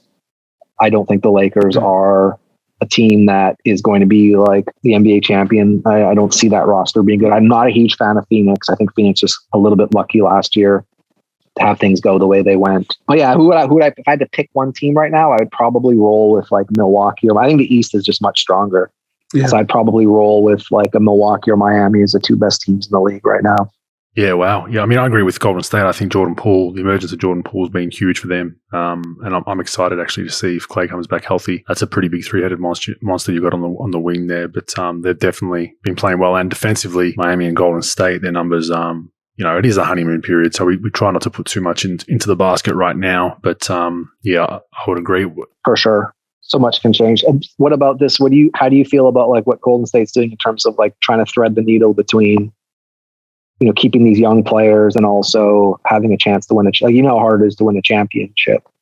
I don't, but you do. Yeah. And it's like they have a chance. Like why I don't get like Curry's at a certain age. I feel like you're doing him a disservice by not trying to win a championship right now and doing everything you can to do it, because this guy's, I mean, how old is he? He's not, he's like in his 30s, 30 something. Yeah. Yep.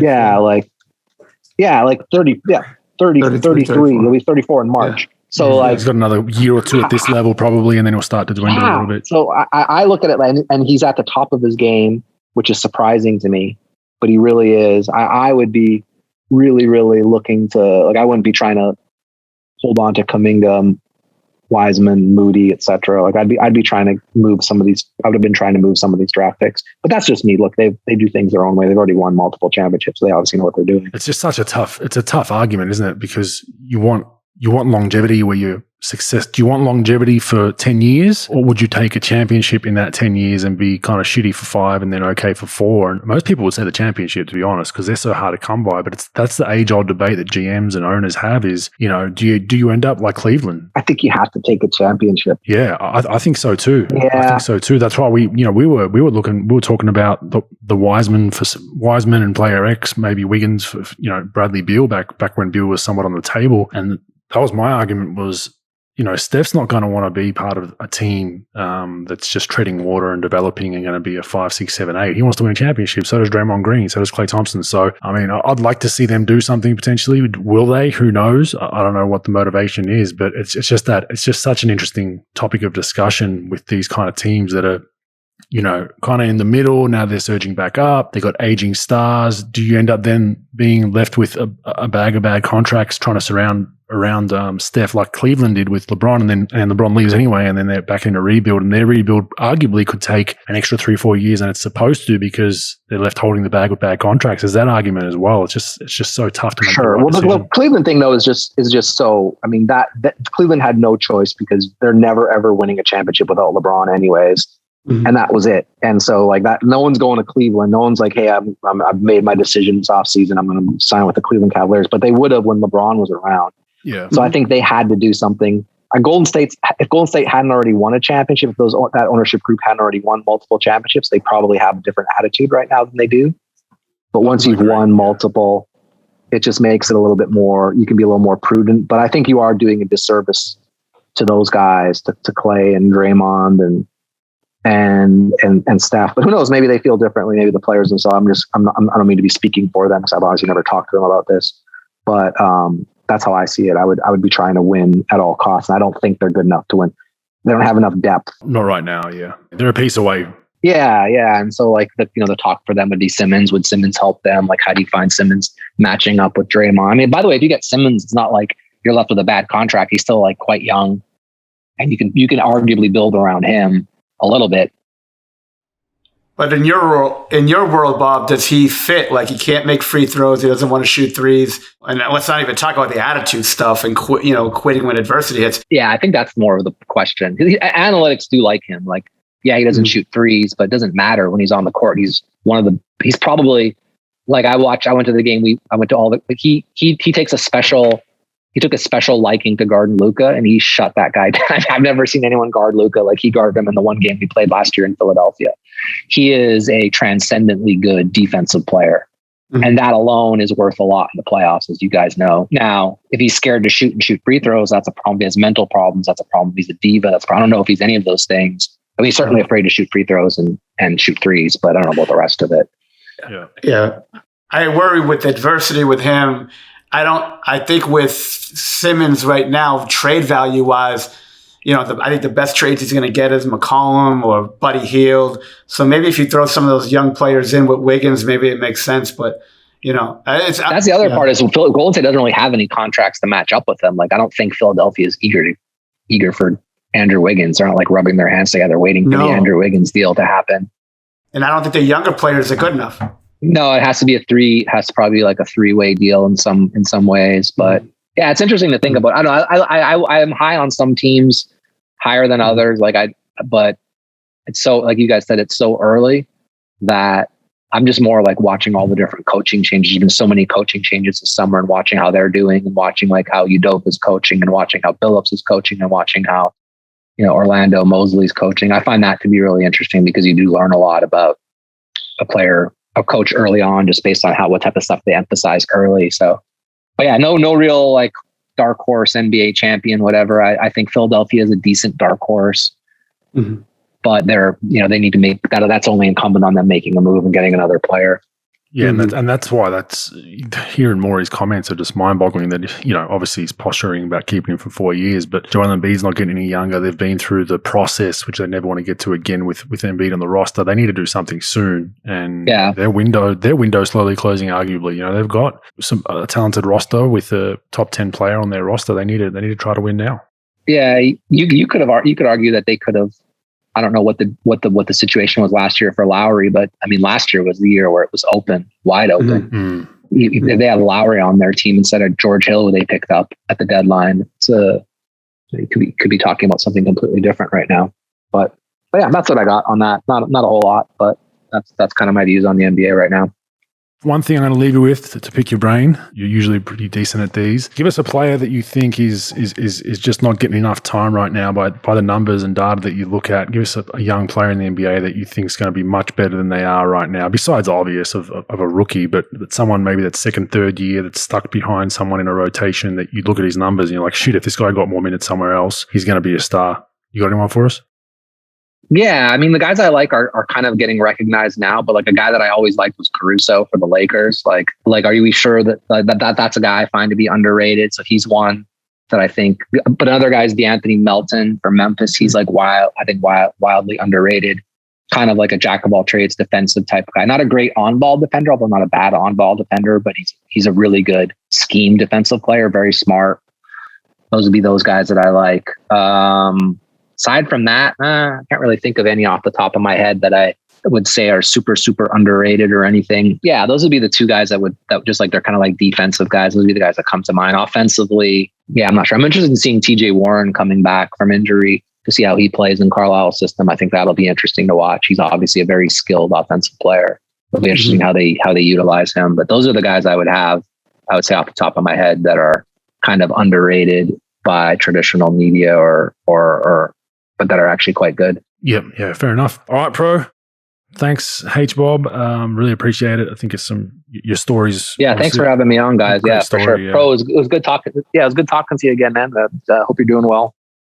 Same here, everything. Same here, brother. I was in Manhattan Beach, walking the beach. I thought maybe I'd see you, but I don't know if you're in Stad or fucking China. I don't know where the fuck you are. It'd be probably Malibu if you're walking the beach. Oh, that's how. Yeah, I'm only in the 3 comma section. I'm in a little bit of fucking wrong section for you. Bogues, are we gonna get back on the PLO streets pretty soon? We can have some more heads up matches. You got any time for me for some of those? Up, not you. Yeah, heads up. You're too good. Heads up, man. I gotta stay away from you. But you got all this. Are the games good? Are they worth playing? I haven't been playing. Should I download the app? On and off. I've played a little bit and then quit, and then played a little bit and then quit. I've rage quit twice in the last 3 months, and then got back on the horse. But you know how it is. We for those wondering, we play Pot Limit Omar on an app, and it can get addictive where you all of a sudden played 6 hours and you don't realize what time it is. But H-Bob's not the best guy. I just quit cold turkey because it was taking up too much of my time. I was like, I can't do this anymore. I get it. And the fact that you had spreadsheets on all of us with all the data and how many times we followed and post, and I'm just like, this guy's exactly 10 steps ahead of us, man. I got to stop playing. But yeah, thanks for your time, man. Really appreciate it. It's a great story for our listeners, and we'll catch you next time. Appreciate you guys.